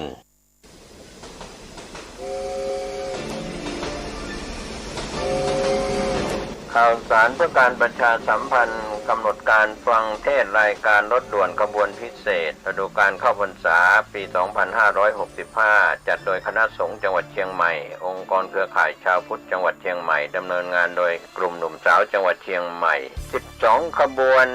นที่4 12 สิงหาคม 2565 ขึ้น15 ค่ำเดือน11 เหนือกลับมายังพุทธสถานตำบลช้างคานอำเภอเมืองเชียงใหม่จัดกิจกรรมวันแม่กลุ่มหนุ่มสาวจังหวัดเชียงใหม่เป็นเจ้าภาพ 20 นาฬิกาขบวนที่5เสาร์ที่ 20 สิงหาคม 2565 แรม 8 ค่ำเดือน11 เหนือเดินทางไปยังขวงพญามังรายตำบลศรีภูมิอำเภอเมืองเชียงใหม่จังหวัดเชียงใหม่ฟังพระธรรมเทศนา1 กันจัดงานโดยวัดพระธาตุดอยสุเทพเป็นเจ้าภาพขบวนที่6 26 สิงหาคม 2565 แรม 14 ค่ำเดือน11 เหนือไปยังวัดโชติกุลสวรรณารามวัดหมูบุญตำบลสุเทพอำเภอเมืองเชียงใหม่จังหวัดเชียงใหม่ 20 นาฬิกาฟังพระธรรมเทศนา1 กันขบวนที่7 3 กันยายน 2565 ขึ้น8 ค่ำเดือน12 เหนือเดินทางไปยังวัดหนองเต่าคำตำบลป่าไผ่อำเภอสันทรายจังหวัดเชียงใหม่ 20 นาฬิกาฟังพระธรรมเทศนา1 กันขบวนที่8 10 กันยายน 2565 ขึ้น15 ค่ำเดือน12 เหนือกลับมายังพุทธสถานเชียงใหม่ 20 นาฬิกาเป็นการจัดงานวันกตัญญูพุทธสมาคมและมูลนิธิพุทธสมาคมเป็นเจ้าภาพขบวนที่9 18 กันยายน 2565 แรม 8 ค่ำเดือน12 เหนือรถด่วนไปยังวัดลังกาตำบลพระห้ามอำเภอเมืองเชียงใหม่จังหวัดเชียงใหม่ 20 นาฬิกาฟังพระธรรมเทศนา1 กันขบวนที่10 25 กันยายน 2565 แรม 15 ค่ำเดือน12 เหนือเดินทางไปยังวัดอรัญยวาสตำบลบ้านปงอำเภอหางดงจังหวัดเชียงใหม่ 20 นาฬิกาฟังพระธรรมเทศนา1 กันขบวนที่11 3 ตุลาคม 2565 ขึ้น8 ค่ำเดือนเกียงไปยังวัดสันป่าแดงตำบลต้นเปาอำเภอสันกำแพงจังหวัดเชียงใหม่ 20 นาฬิกาฟังพระธรรมเทศนา1 กันขบวนสุดท้าย 10 ตุลาคม 2565 ขึ้น15 ค่ำเดือนเกียงเดินทางไปยังพุทธสถานเชียงใหม่ก็เป็นวันมอบโล่กลุ่มหนุ่มสาวจังหวัดเชียงใหม่เป็นเจ้าภาพในช่วง 20 นาฬิกาก็เป็นรายการกำหนดการรถด่วนขบวนพิเศษเทศกาลเข้าพรรษาในปี 2565 จัดโดยคณะสงฆ์จังหวัดเชียงใหม่องค์กรเครือข่ายชาวพุทธจังหวัดเชียงใหม่โดยมีกลุ่มหนุ่มสาวจังหวัดเชียงใหม่ดำเนินการก็เป็นกำหนดการที่ท่านจะได้ไปร่วมกิจกรรมในส่วนของรถด่วนขบวนพิเศษในปีนี้ ก่อนจากยกมือไหว้กันส่งสัญญาณพบกันอีกครา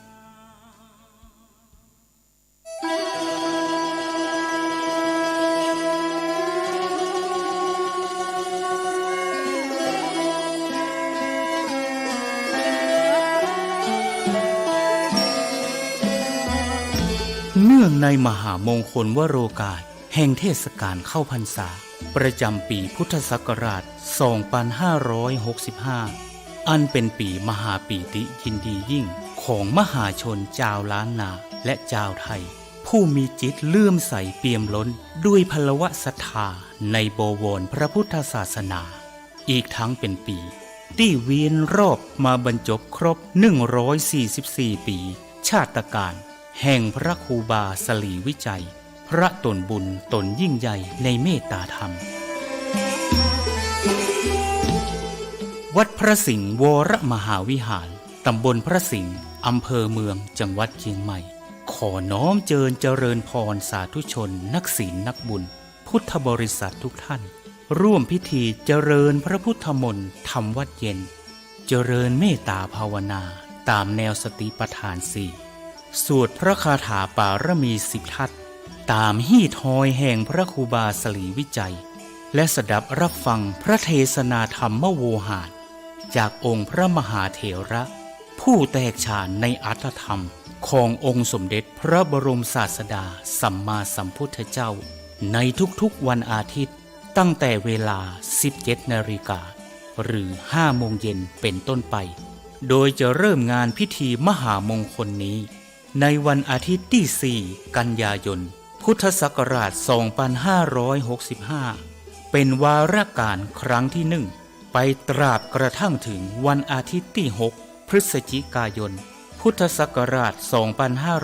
2565 ก่อนวันป่าเวณียี่เป่งลอยกระทงเจียงใหม่รวมได้วาระมหามงคล10 วาระ10 มหาปารมี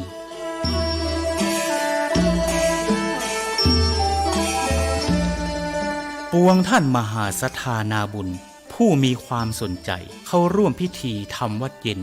เจริญเมตตาภาวนาสั่งสมปารมีทั้ง10 ทัศอันมีทานปารมีเป็นต้น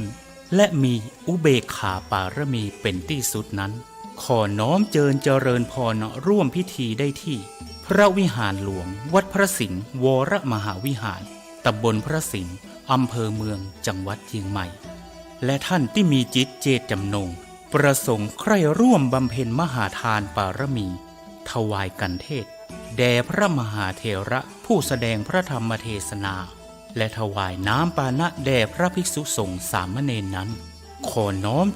ร่วมทำบุญหรือแจ้งความประสงค์ของท่านได้ที่พระเดชพระคุณหลวงพ่อพระเทพสิงหวราจารย์เจ้าอาวาสวัดพระสิงห์วรมหาวิหารโทรศัพท์081-883-8752หรือที่ท่านพระครูปริยัติกิจจาภิวัตรผู้ช่วยเจ้าอาวาสวัดพระสิงห์วรมหาวิหารโทรศัพท์089-264-2485ได้ตั้งแต่วันนี้เป็นต้นไป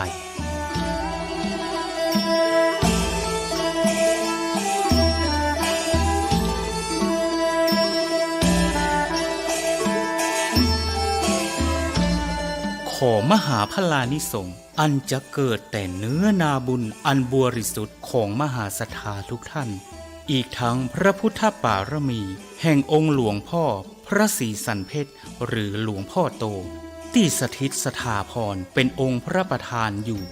ณพระวิหารหลวงวัดพระสิงห์วรมหาวิหารอีกทั้งอานุภาวะแห่งองค์พระพุทธสิหิงค์พระสิงห์หลวงและอำนาจแห่งพระปารมีทั้ง10 ทัศของพระครูบาสลีวิจัยจุงเป็นพลวะปัจจัยอันยิ่งโยชน์นำมาซึ่งความรุ่งโรจน์แห่งดวงจิตพิสุทธิ์น้อมนำทุกท่านฮืออิ่มเอมเอิบอิ่มดำดิ่งสู่วิมุตติธรรมแห่งองค์พระสัมมาสัมพุทธะกอบด้วยทั้งสัพพสันลภากายอันบริสุทธิ์บริบูรณ์ด้วยอายุการอันเป็นทิพย์มีวรรณพิสิทธิ์พันพุทธผ่องใสมีความสุขกายสบายใจด้วยทั้งพลานามัยพรั่งพร้อมสรรต ตาบรอดเถิงเติงตันยังอมตะมหาเนรพานอันเป็นที่สุดเสี่ยงแห่งอาสวะกิเลสในวัฏสงสารต่อการภายหน้านั้นจงทุกท่านทุกคนแด่เตอสา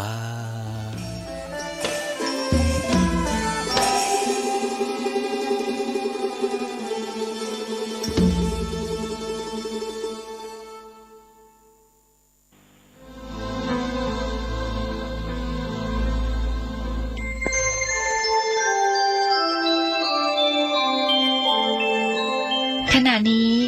ท่านกำลังฟังสถานีวิทยุกระจายเสียง FM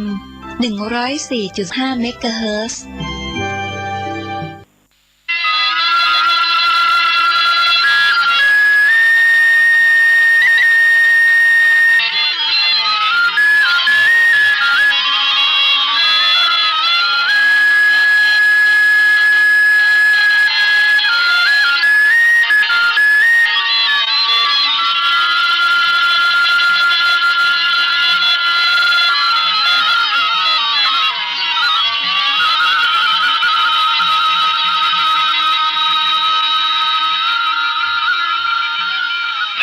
ท่านสาธุชนทั้งหลาย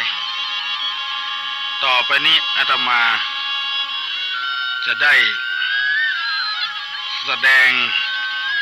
เกี่ยวกับปาฐกถาธรรมเรื่องฆ่าของคนตามในทางทัศนะของในทางพุทธศาสนา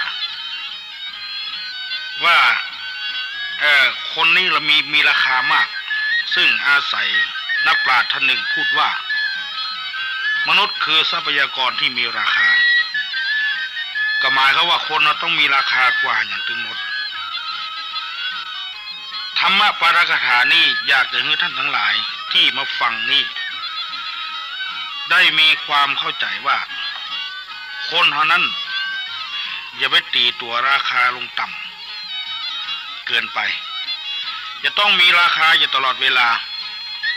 ดูตัวอย่างบางคนขี้ค้านอาบน้ำเมียจำไปอาบน้ำมาพอได้อะจ้างตัวกล้าไป40,000-50,000เขายังมาหับอันนี้ก็ตกลงว่าคนนี้ไปตีราคาตัวลงต่ำล้ำไปความจริงนั้นจ้างมันมีราคาต่ำกว่าคนต่ำที่ไหนท่านลองสังเกตพอจากหันตี้ตอนที่ใจงานคนขึ้นขี่คอจ้างคุณบ่เคยหันว่าจ้างขี่คอคนเถื่ออันนี้ก็แสดงว่าคนเขาจะต้องมีราคามากกว่าจ้างเพราะนั้นจะไปตีตัวลงต่ำคนที่ตัวตีราคาค่าของตัวลงต่ำนั้นย่อมจะไฟต่ำตลอดเวลาซึ่งคติในทางพุทธศาสนาของเขาจะเป็นเครื่องจี้และเครื่องแนะนำให้เราได้หูเป็นอย่างดีว่าคนเขานั้นมีราคามากจึงขอเชิญท่านทั้งหลายพยายามสร้างค่าของตัวเองไว้วิธีสร้างค่าของตัวเองนั่นก็คือการสร้างคุณธรรมนั่นเองจริงสรีระร่างกายจะบ่มีค่าก็ตามแต่ว่าคุณธรรมยังมีอยู่ด้านสรีระร่างกายนั้นเป็นความจริงอย่างที่เพิ่นว่ากันคนพอตายเสร็จแล้วร่างกายนี้จะเอาไปขายเอาไปกินไปใช้บ่ได้ประโยชน์สักอย่างแต่อยู่ที่คุณธรรมค่าของคนอยู่ที่ผลของงานคำโบราณเขาว่ากันไว้ว่างัวควายจ้างม้าตายแล้วเหลือหนังดูเขาคนยังเอาใจกันได้จาลุงสุดขี้มีในไส้คนเอาไปเลี้ยงท้องคนเฮาถ้าตายสหายพี่น้องไผ่บ่วงข้องอะไรสุดแต่ดุพวกเอาขว้างจัดไก่กวดจักเป็นภัยผีมาหลอกบ้านอันนี้เป็นกรรมเก่าขนาดรุ่นเดอะกันแล้วจะว่าเป็นไดโนเสาร์ก็ไดโนเสาร์เต่าเป็นหมื่นปีล้านปีคุณแต่ว่ายังมีค่าอยู่สำหรับเฮาที่ยึดเอาธรรมะคำสอนของพระพุทธเจ้ามาไว้ใจอาตมาชอบเอาไปว่าครั้งหนึ่งไปเทศน์ที่จังหวัดอุบลราชธานี ทั้งที่คนละภาคคนละจังหวัดเพิ่นก็ยังฟังเข้าใจดีอยู่มันเป็นความจริงตัวจริงยิ่งกว่า2 บวก 2 เป็น 4 2 บวก 2 เป็น 4นี่ยังมันแน่ตัวใดเพราะว่า3 บวก 1 เป็น 4ก็มีไม่ใช่กับ2 บวก 2 เป็น 4อย่างเดียวมันเป็นความจริงดังที่เราจะหันทั่วไปว่าหนังงัวนี่ที่เอาหั่นนะ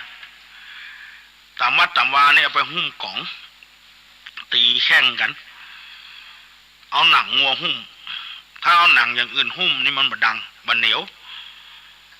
หนังงัวนี่มันเหนียวเอาไปหุ้มกล่องหนังควาย เอามาแปลงหนังฟอง กินกับขนมเส้นอรีดอย นางจ้างที่อาตมาหั่นนี่เพื่อมาแปลงค้อนตีข้องวงตีมันน่งดิชอบใจอันนี้ก็ตกลงว่ายังใจได้อยู่กุ๊บเกิบใส่ห้างกระเลิบ อันนี้คำโบราณทั้งนั้นกุ๊บก็หมวก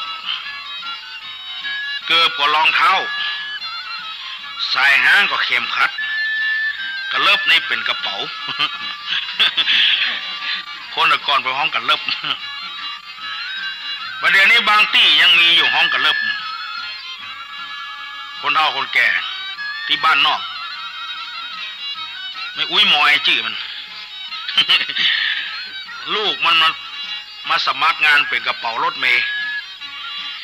แถมวันก็ถามอุ้ยมอย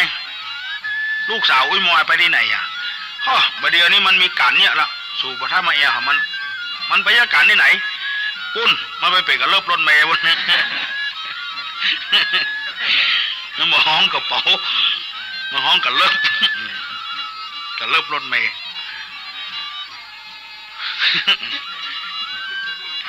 อันนี้ก็ตกลงว่า ใจได้อยู่เอามาทำประโยชน์ได้อยู่หมวกรองเท้าเข็มขัดกระเป๋าส่วนมากจะเอาหนังสัตว์มาทำลองไปพอเถอะบ้านใดเมืองใดลองเอาหนังโคนมาแปลงรองเท้าเอาหนังโคนมาแปลงหมวกซุปถึงมาได้ไม่ใช่ย่อมผมออกเส้นเอามาแปลงกระเป๋าขายไผ่กลมซื้อมันจ่ายเก่ง แหมกระเป๋านี่สวยหนังอะไรหนังคน เนื้อเขากำจดละกลัวผีหลอกเอามาเนี่ยหยังหนังคนเอาไปเผาเอาไปฝังอันนี้แสดงว่าอวัยวะของคนนี่ใจบ่มีกล้ามีศีลเอามาทำประโยชน์มาได้นี่แสดงว่าคนเขาจะมีกล้าแทนตี้หนึ่งงัวควายจ้างม้าตายแล้วเหลือหนังคนเอาไปเผาไปฝังหมด2กระดูกเขาคนยังเอาใจกันได้กระดูกงัวกระดูกควายเอาเข้าโรงงานทำปุ๋ยเอามาทำอาหารเป็ดอาหารหมูเพราะกระดูกมีแคลเซียมนั่นเองยังไปเสี่ยมไปแซ่บหมู ว่าด้วยเขาไปนะก็แสดงว่ากระดูกสัตว์ได้ประโยชน์อยู่กระดูกสัตว์บางอย่างหมอโบราณนี่เอามาแปลงยาดูกวอกดูกก้างถ้าได้ใหม่ๆเขาอู้ฟังโฟนใส่เหล้ากินติดกัน3 วันหายเจ็บหลังเจ็บเอวเลยนี่ก็เหล้าของกินไม่เกินละ เอาดูกวอกฝนก็ใส่ทันก็ไปทำเกิง ดูกนกปุติดอันนี้เป็นกำเหนือเขาถ้าเป็นภาคกลางมันนกถือนกจำพวกนี้มันมีกระดูกของมันพิเศษอย่างถ้าได้มาแล้วเอาฝนใส่น้ำข้าวเจ้ากินเข้าไป7 วันติดกันนิ้วละลายหมดเลยอันนี้เขาอู้หูฟังนะ ไผ่ไปนับได้เมียเนี่ย กันเวทังโกนก็ออกทังปากก็ออกจะมันเดือดร้อนทำละลองไปถามคนเฒ่าคนแก่เพิ่นก่อนอาจจะใจได้ ก็แสดงว่ายังใจได้อยู่กระดูกสัตว์เอามาแปลงยาเอาแปลงปุ๋ยเอาแปลงอาหารเป็ดอาหารหมูได้อยู่เขางัวเขาควายตั้งเมืองเหนือของเขานี่เอามาแปลงด้ามมีดแปลงง่ามกง แปลงไม้เขี่ยซึงแปลงหูนกหูปูหูปลาก็ได้อยู่เอามาใจได้อยู่ตอนที่อาตมาน้อยๆสมัยนั้นเนี่ยมันมีพลาสติกนักอย่างเดียวคนก็มาตัดเป็นก้อมเนี่ยแล้วก็มาเหลายาวสัก2 นิ้วกว้างสักนิ้วแล้วเผาเล็กแดงจี้เป็นหูเอามาเล่นกี่สตางค์กันนะนั่งฟังปาฐกถานั่งฟังคำสอนถ้าเกินชั่วโมงนี้เดือดเจ็บแมวนั่งเล่นเข่าควายคืนหุ่มเดือดมันหุ่มไปหุ่มมันมาแปลงพายเก้า เขาฟังมันมีจื้อโลกของมูนี่นะตาจีตั้งแต่2 หูไป12 หู2 หูนี่ของวัดตีนี่ ถ้า3 หูนี่ก็เป็น3 แตงถ้า4 หูก็เป็นตัง 5 หูเป็นแม่5 6 หูนี่6 โลกอันนี้เป็นปลายห่อ มันมี2 ปลายห่อกับปลายไต 2 หูมี2 อันห้องตุยตีถ้า4 หูก็ตุยตังเอาหูมันว่านะ5 หูก็ตุย5 6 หูมีอันเดียว3 หูมีอันเดียวมาเป็นกู้กันแต่บ่ห้องตุยเพราะหูมันเท่ากันอันนี้อนุโลมห้องจิตุน จิตูนนี่ถ้ามันออกมาแล้วมีอย่างกินแล้วหรอที่จะกินจิตูนได้มีขแจมืออย่างเดียว ว่าเนาะเอาไปหงพักว่านะ อันนี้ก็เป็นคติธรรมที่จะสอนคนสอนให้เขากูคนในคิดว่าจะไปคิดว่าเขาเนี่ยล็อกหรือเพื่อนแน่หรือเพื่อนดังหรือเพื่อนเด่นหรือเพื่อนถ้าคนใดคิดอย่างนั้นเป็นคนประมาทในชีวิตท่านสาธุชนทั้งหลายไปหู้อะไรคนประมาทใครหู้ลองพ่อคนขี้เหล้ากินเหล้านักนะเมาเหล้าส่องแซงมันคนเดียวเดินไปแล้วเปิ้น4 คน5 คนเดินมากำลูกคุยกำสะกัดเขี้ยวงัดมากลัวไผวะแน่ก็เปิ้นถึง5 คนก่อนมีถึง10 ตีนก่อนไปกลัวมันนี่ยัง มันคนเดียวยังมากลัวเปิ้นอันนี้คือคนประมาทเปิ้นมือประมาทเปิ้นมือลาสาว่าเฮานี่แน่กว่าเปิ้นเฮาเป็นพ่อเป็นแม่เป็นครูบาอาจารย์ล็อกหรือลูกศิษย์ลูกหาล็อกหรือลูกกับเต้าก็บ่คือเกิดคนใดเกิดอย่างนั้นเป็นคนประมาทมันแน่นะบางทีลูกล็อกหรือพ่อก็มีอันนี้เป็นเล่าฟังลูกล็อกหรือพ่อสมัยแต่ก่อนนี้เพื่อเอาดินนี่ปั้นเป็นหม้อแกงนี่ถ้าแกงยวกนี่กะแกงมันนูนนี่แกงปีนี่ถ้าแกงกับหม้อข่างนี่มันเศร้าถ้าแกงกับหม้อดินนี่มันไม่เศร้า2 คนพ่อลูกป้ากันแกงมันหนุนนั่งเฝ้าหม้อแกงพอดีแกงมันหนุนสุกแล้วจำลูกมันปดหม้อแกง ลูกมันมีอย่างกีบกำดุนหลัวมากีบ กีบปากหม้อแกงป้อมาหางก็ใส่ด่างหัวให้บอกคิงบ่ามันได้หักเลือดแล้วเอาดุนหลัวกีบหม้อแกงลูกมันสวะป้อมันงอมไปกีบหม้อแกงกำลังฮ้อนอยู่ปากกำลังฮ้อนเอามือไปกำ เสียมันฮ้อนสวัดมือลุกเหลววกเหลววักจะเอาดุนหลัวมากีบกลัวลูกมันด่าหัวมันมีอย่างกีบเปียขี้ฝอยมากีบอ่ะขี้ฝอยที่เขาเหล่าตอกให้นะไฟกำลังไหม้ก้นหม้อแกง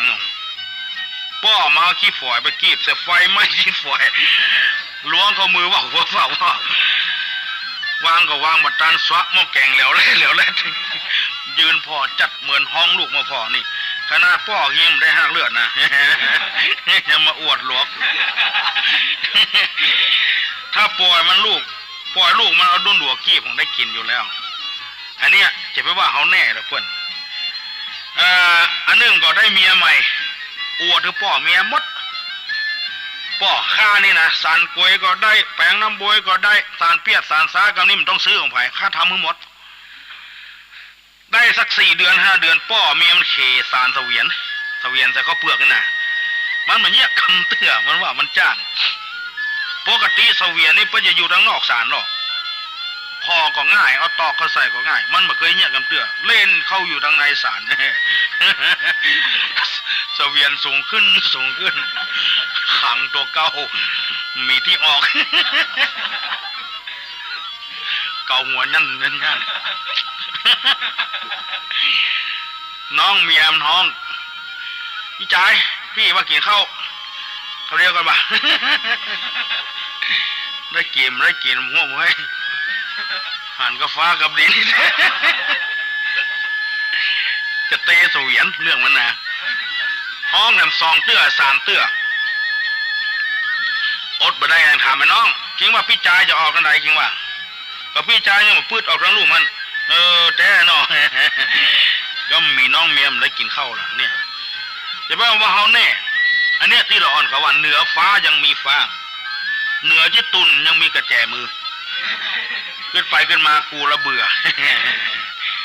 กวางฟางตายนะแพะในป่าเขาสังเกตพอคนมาหมดหรอกเป็นกวางเป็นฟานนี่เอาไว้สักอย่างกินเอามากินนางกวางนางฟานนี่เอาไปขายหัวกวางหัวฟานนี่ยังบ่เอาขว้างหรอกไปพอเถอะถ้ามันแห้งแล้วเอาไปห้อยเสาเงินแขวนฝาเงินกะงะกะแงะบุญบางคนเอาไปห้อยไปเสาเอกเสามงคลบุญเราไม่ถามเขาหรอมันเป็นปี้เป็นน้องกันใดเขาหัวกวางหัวฟานหน้ายาวจะโลจะละข้ากูนน้องพ่อก็ไปใจข้ากูนน้องแม่ก็ไปใจเอามาห้อยอย่างหั่นมันงามเป็นเครื่องประดับประดาที่วัดเตระมาอยู่ห้อยหน้ากุฏิอัน2 หัวก็ไปใจข้ากูนน้องได้เองเขาเอามาห้อยมันงามเป็นเครื่องประดับประดาอันนี้ก็แสดงว่าหัวกวางหัวฟานใจได้เขากวางเขาฟานใจได้ตกลงว่างัวควายช้างม้าตายเลี้ยวระนังดูเขาคนยังเอาใจกันได้ประโยชน์อยู่ของสิงสารสัตว์3จ่าลุงสุดขี้มีในไส้คนเอาไปเลี้ยงต้องขี้อะไรที่คนเอามากิน ขี้ปลาเนี่ยบ้านเขาว่าขี้ป่าแดดร้อนๆนี่ขวดใส่ถ้วยจีไปแห้งอยู่นี่ก็ใส่ยาซอยหอมบัวก็ใส่ยาก็อย่างนี้เลยคมมันเนี่ยว่าจอยย่ำยายใหญ่ย่อยอะ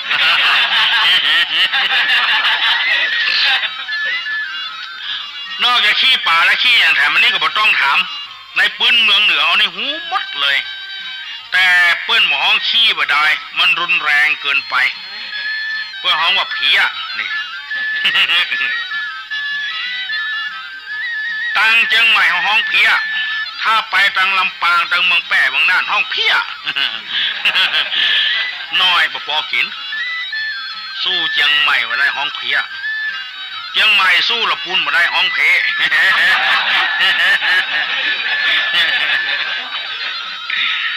กินข้าวกับหยังกินข้าวกับน้ำเพ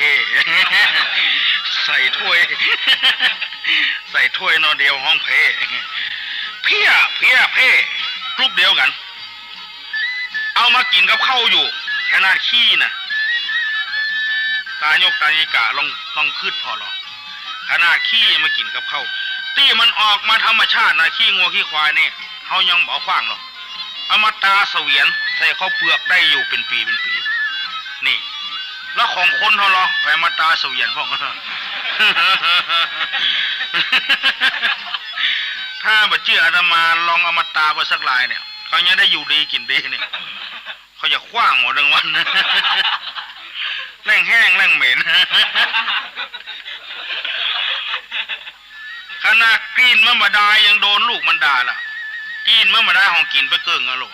ผู้ดังห่อนไปห่อนมา พ่อผู้บังเกิดเก้าโดนลูกมันด่าก็มีน่ะเขากินเนี่ยอันนี้เขาเล่าให้ฟัง2 คนพ่อลูกนั่งกินข้าวด้วยกันกินข้าวแกงผักละวันนั้น ผักละนี่กลิ่นมันแห้งน่ะกินไปพ่อมันหลั่นออก ลูกมันสาบก็ใส่ นี่มันไปเจ๊ผักละนี่สาบมีจะได้เน่าแรงกินก็แรงสาบติ๊กจนลูกมันอดบ่ได้ด่าให้มาไปโทษบ่า พ่อมันโคตร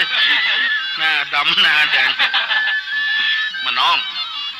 ด่าเป็นหมูเป็นหมาจะมันไปดีอย่างไรพ่อว่ามันไปมีไผกินข้าวด้วยกันเนี่ย2 คนเนี่ยลูก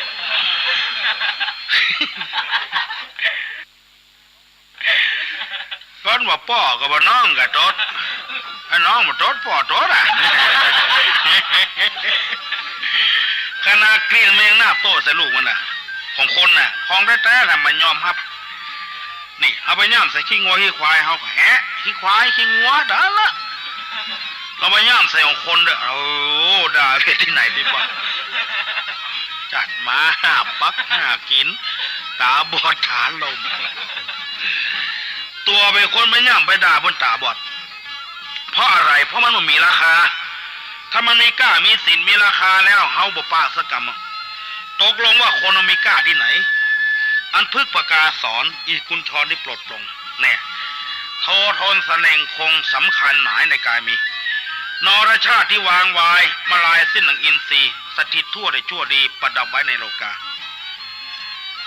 กรรมเมืองเขาว่ากล้าของคนอยู่ที่ผลของงานผลของงานอยู่ที่การกระทำคำว่ากระทำนี่หมายถึงทำความดีอย่าไปทำความชั่วเป็นลูกพยายามเป็นลูกที่ดีฮื้อพ่อฮื้อแม่ได้สบายอกสบายใจเป็นลูกศิษย์ลูกหาก็ฮื้อครูบาอาจารย์ได้ปกครองง่ายเป็นราษฎรก็บ่ฝ่าฝืนกฎหมายเป็นอะไรอย่างก็ทำตามหน้าที่ของฝ่ายของมันแล้วเขาก็ค่าของเขาจะเกิดขึ้นวิธีสร้างค่าของตัวเองนั้นนั่นก็คือฮื้อพยายามภาคภูมิใจตลอดเวลาว่าเขาเกิดมาเป็นคนบุญกุศลของเขาแล้วที่เกิดมาชาตินี้ภาวะนี้ภพนี้มีหูดีตาดีตลอดถึงอวัยวะทุกส่วนครบบริบูรณ์หมดเพื่อเขาสร้างค่าของตัวเองไว้วิธีจะสร้างค่าของตัวเองนั้นอยากจะร่ำจะรวยเพื่อยึดในหลักของในทางพุทธศาสนาไว้ในอะไรที่เหตุปฏิบัติได้กล่าวไว้ว่าบุคคลผู้ใดจะร่ำจะรวยอยากจะมั่งมีสีสุขเพื่อท่องคาถาสี่กรรมนี้ไว้คนใดจะร่ำจะรวยคาถากรรมหนึ่งว่าอุกรรมที่สองอากรรมที่สามว่ากะกรรมที่สี่สะอุอากัสสะสี่กรรมเนี่ยรวยแน่นอนถ้าใครสามารถท่องได้อุนั่นหมายถึงอุทานะสัมปทาอานั่นหมายถึงอรักขาสัมปทากะนั่นหมายถึงกัลยาณมิตรตาสะนั่นหมายถึงสมชีวิตาเวลานี้อยากจะให้ขอเอาธรรมะที่เป็นแก่นเป็นสารมาฝากฝังท่านทั้งหลายพยายามทำสร้างข้างตัวเองไว้คนที่อยากจะร่ำจะรวยมั่งมีสีสุขบ่ต้องไปอิจฉาริษยาคนอื่นคือทำจิตใจให้เที่ยงตรงเที่ยงธรรมเพราะอันอย่างเขาถึงร่ำถึงรวยในหลักพุทธศาสนาว่าฮือเป็นคนมั่นพุทธภาษิตรับรองไว้ว่าอุทาตาวินทเตทนังแปลว่าคนมั่นย่อมหาทรัพย์ได้ก็หมายว่าคนเขาจะมั่งมีสีสุขอยู่ได้กินได้ก็เพราะว่าคนมั่นจะเป็นในอย่างก็ตามเด้อเป็นตุเจ้าถ้ามันอู้มันจ๋าหน่อยก็อย่างเงี้ยตุ้ยหน่อย ถ้าขี้คานอู้ก็ผอมไปถึงวันเป็นเจ้าบ้านเจ้าจองก็มันเป็นนักเรียนก็มันศึกษามันค้นคว้าหาวิชาใส่ตัวเองจะไม่มันรับมันนอนก็มันได้ความคือมันหันมันสวะหากินประกอบอาชีพ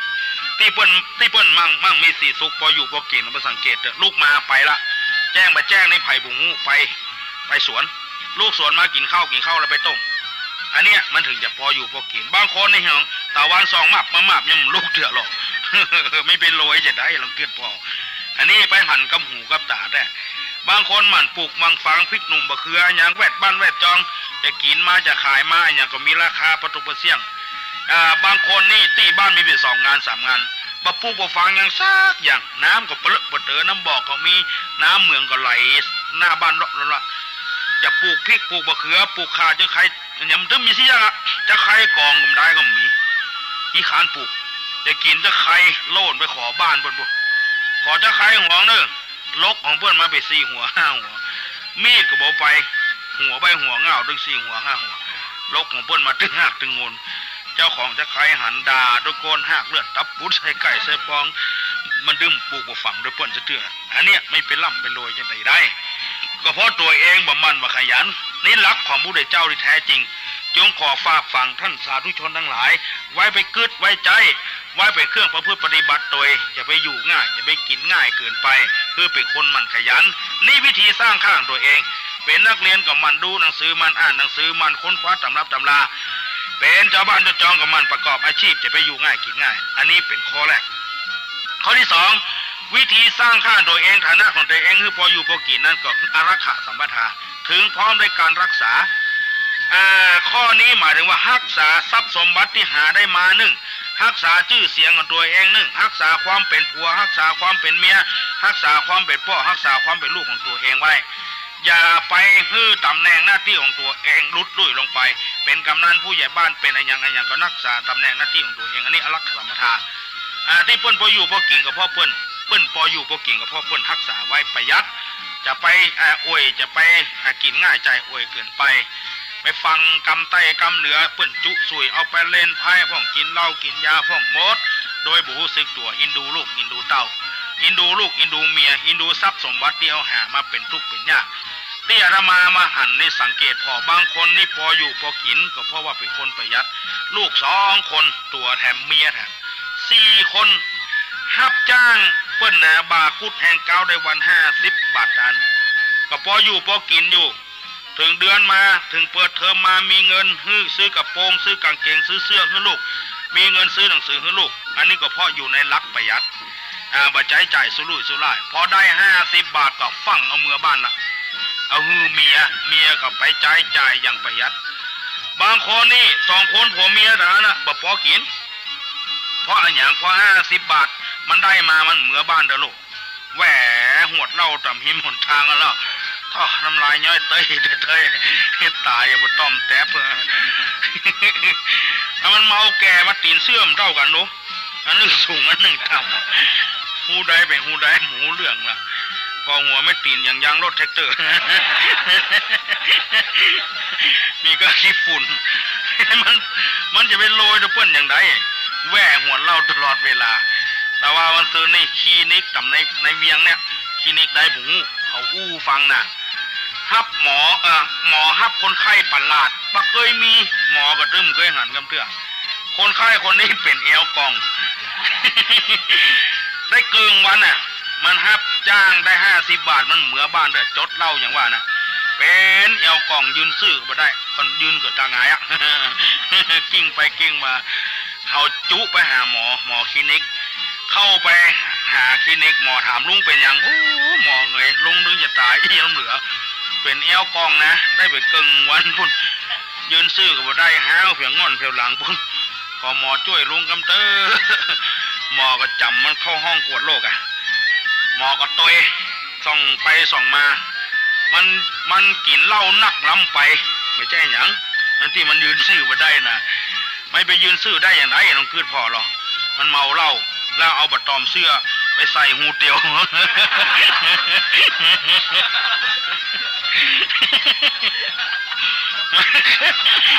มันก็หลังกองก็ย่อเนาะ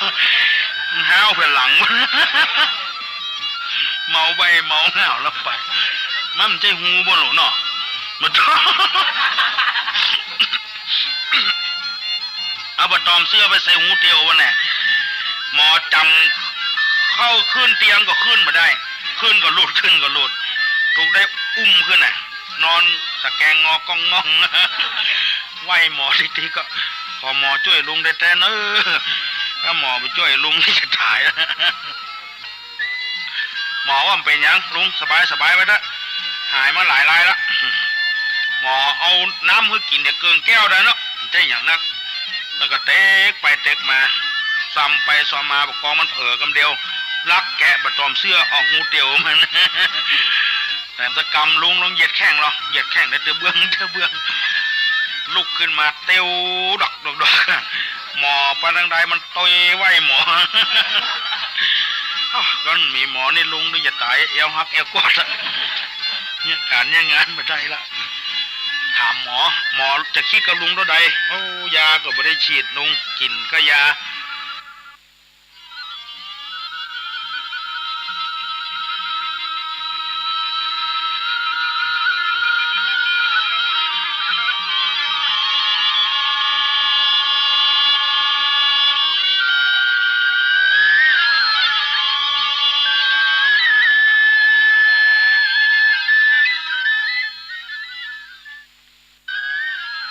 อย่าเศร้าเพราะ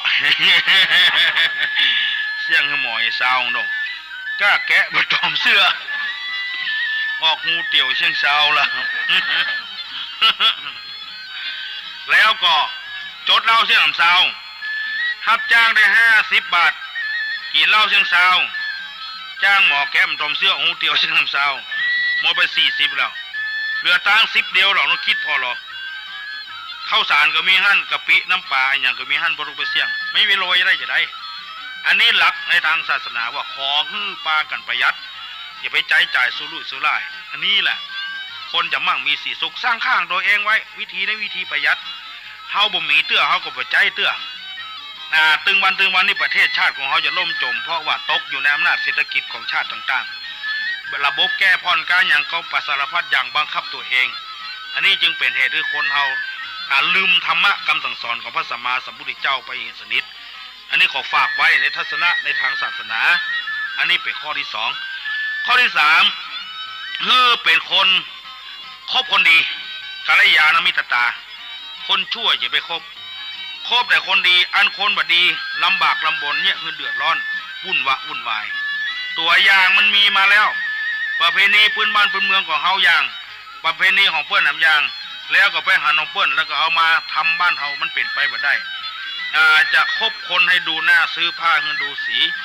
คนอันที่เดือดร้อนถึงบ้านถึงเมืองถึงอันอย่างสารพัดอย่างเขาพยายามหลีกเลี่ยงมันเหียมาถ้าไปคบจะเดือดร้อนถึงเฮาถึงพ่อถึงแม่สารพัดอย่าง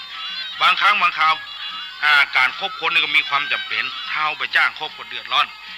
นี่มีเรื่องหนึ่งจะเล่าให้ฟังเมื่อน่ะเพิ่นเล่าให้ฟังว่ามี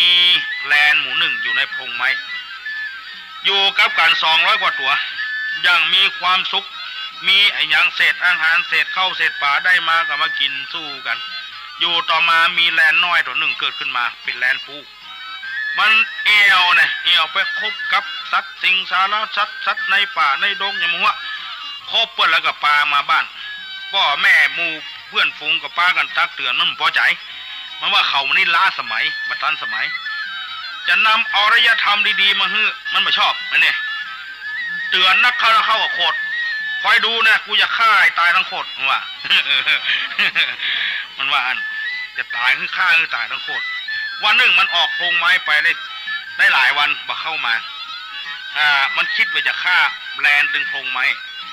แล้วมีนายพรานคนหนึ่งมาปะเขาใส่มันนายพรานหันแลนตัวนั้นจะยิงแล้วจะเอาไปห่อหนึ่งกองนายพรานขึ้นทำไมจะยิงมาว่าช้าก่อนนายพรานมันบอกว่าเราเนี่ยถ้านายพรานยิงตัวเราตัวเดียวนายพรานจะได้กินตัวเดียวถ้านายพรานเชื่อเขาเนี่ยนายพรานจะได้กินแลนด์200 กว่าตัวมีที่ไหนมีแถมติ้งอย่าบอกคือถ้านายพรานไว้ชีวิตของเขาจริงเหรอจริงสิแน่นะแน่สิแน่แหละไม่โกหกเรานะไม่โกหกสิ เชิญลงมาแล้วมันก็ลงมาแหละนำนายพรานไปเข้าไป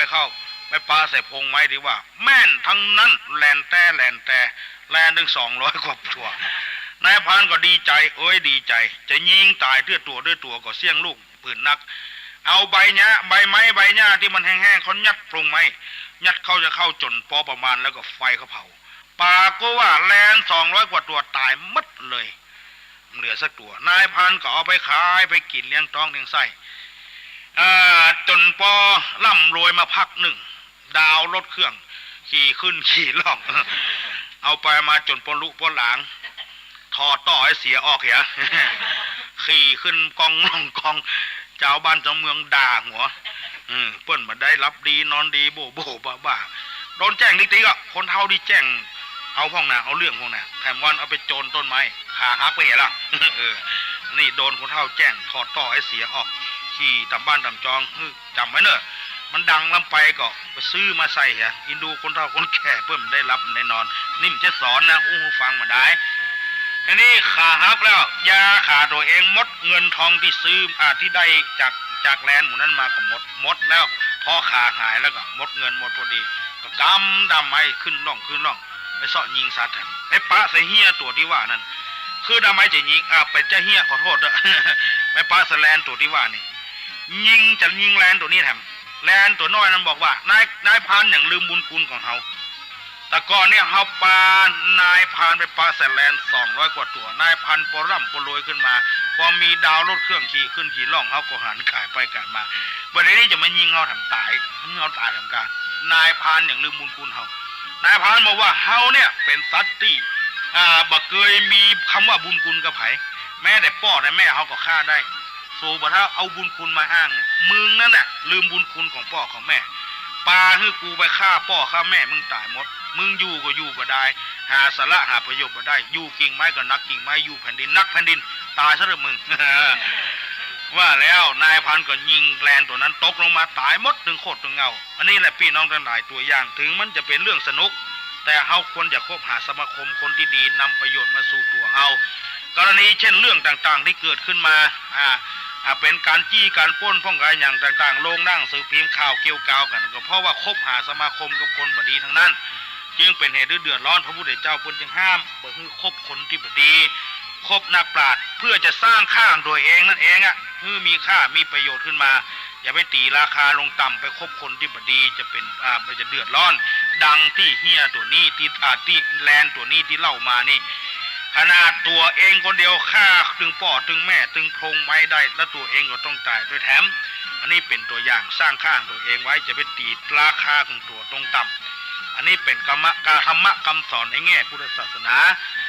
และนอกไปจากนั้นข้อที่ 4สะคือหมายถึงธรรมชีวิตา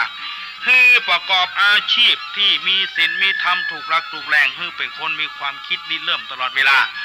มีเงินมีคำแล้วก็ฮื้อลงทุนกล้าขายกล้าปลูกต้นไม้ต้นตอกกล้าให้มันเป็นประโยชน์ได้เงินมาไปทุ่มไปเทสิ่งที่มันเป็นประโยชน์น่าเสียดายมัน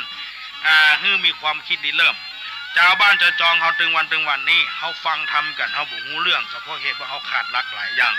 พระเจ้าว่าฮื้อเป็นคนมีคนริเริ่มฮื้อเป็นคนประกอบอาชีพมีศีลมีธรรมแต่ว่าเขานั้นบ่เคยได้นำมาใจลองไปสังเกตตามบ้านนอกบ้านนาเฮานี่เลี้ยงหมูกำตัวเดียวแต่น่ะมันดึงลวดแล้วภาษาเลี้ยงหมูตัวเดียวขายตวงซื้อตวงเท่าเก่านั่นนะ10 ปี20 ปีก็มีหมูตัวเดียวลองไม่พอหรอกมันบ่กระจายขึ้นมันบ่ร่ำบ่รวยขึ้นก็เพราะว่าอยู่ในสภาพเช่นเดิมบ่มีความคิดที่แปลกประหลาดมีเงินมีทองแทนที่จะมาลงทุนค้าขายเอาไปดาวรถขี่ขึ้นขี่ล่องอย่างที่เฮาหันเอาไปดาวทีวีมาเหียทีวีขาวดำยังมีอยู่เอาไปแลกดูทีวีสีแถมเอาเข้าเอากล่องเอาเข้ามันมีอย่างส่งกับเพื่อนยืดไปอย่างมด บ่ได้ดูอย่างสิอย่าง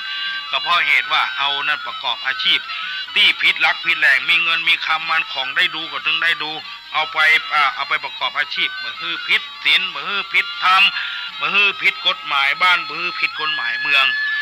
พยายามสร้างค่าของตัวเองไว้หนักๆอันนี้แหละหลักในทางศาสนาของเฮาพระพุทธเจ้าเพิ่นสอนมาอย่างนี้เมื่อมีค่ามีศีลแล้วคนเฮาจะเนี่ยจะใดจะประสิทธิ์ประสาทจะทำอย่างใดก็ง่ายคือสบายอกสบายใจม่วนอกม่วนใจตกลงว่าค่าของคนอยู่ที่นี่คือสร้างแต่คุณงามความดีไว้เป็นลูกที่ดีของพ่อของแม่ในฐานะที่เขาเป็นลูกนักปราชญ์อาจารย์เพื่อนบอกว่าตึงวันนี่พ่อแม่อย่างกับคนตาบอดคนตาบอดนี่ปกติแล้วถ้าเอาไปถามว่าตาจะหันอยู่ก็กูคนน่ะมันดึงอุ่นใจว่าตาจะหันบอดไปได้เป็น20 ปีพูดแล้วก็ยังอุ่นใจว่าตาจะหันอยู่อันนี้อาตมาไปถามแล้วไปถามคนเฒ่าแม่อุ้ยตาหันพ่อละกรรมเดี๋ยวนี้ยังแควนมาพ่อรู้ไผ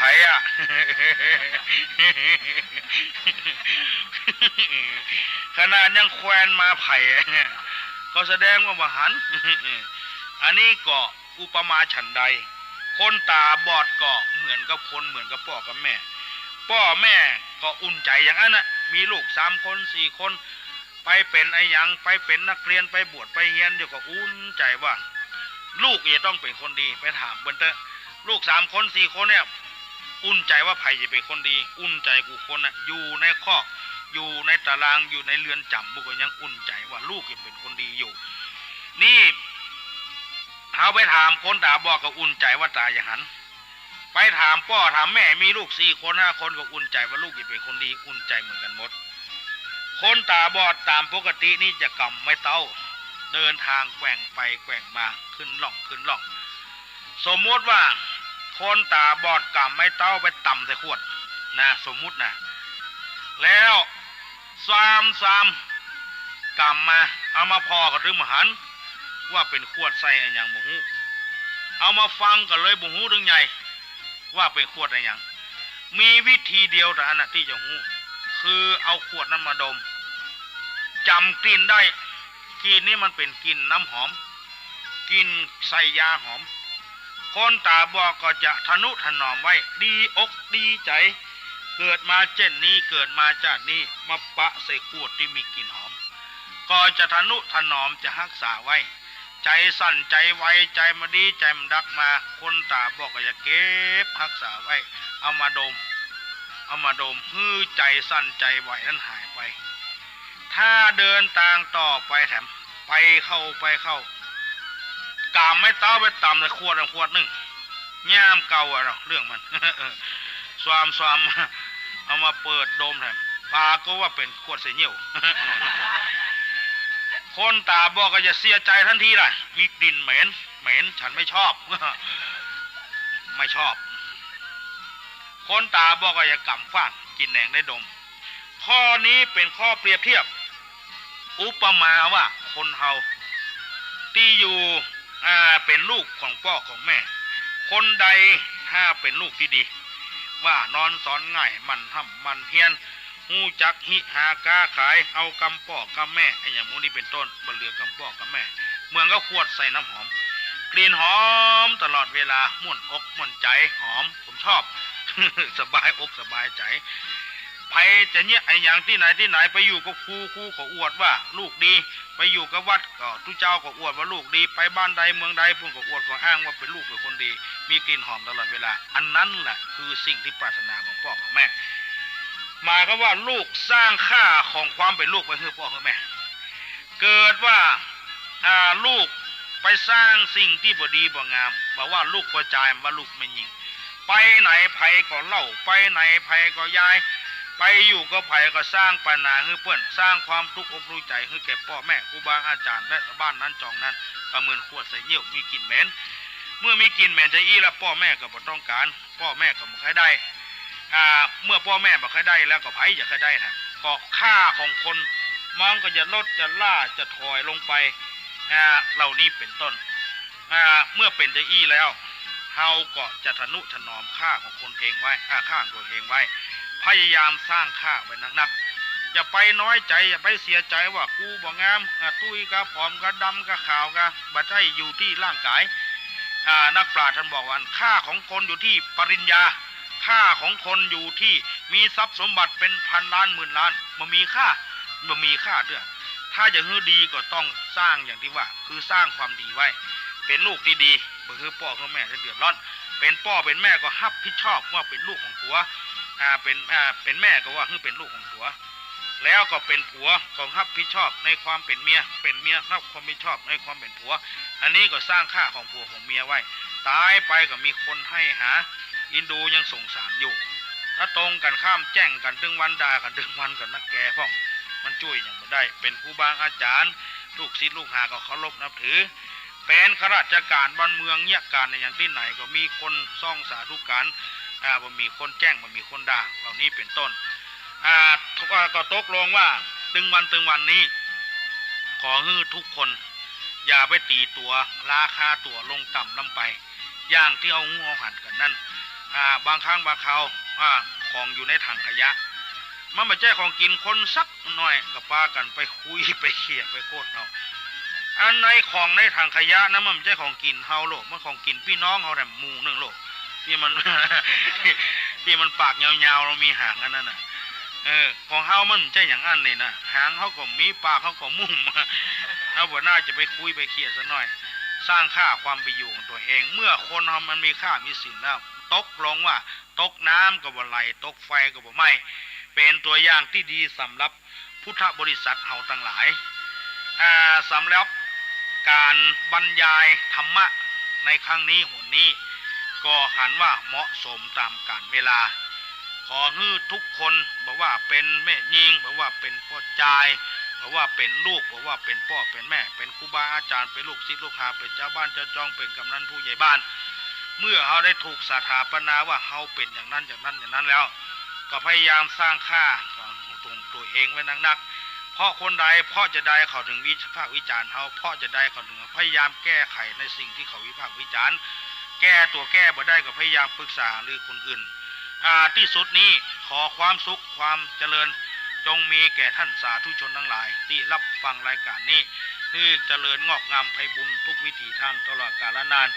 อายุวันโนสุขังพลัง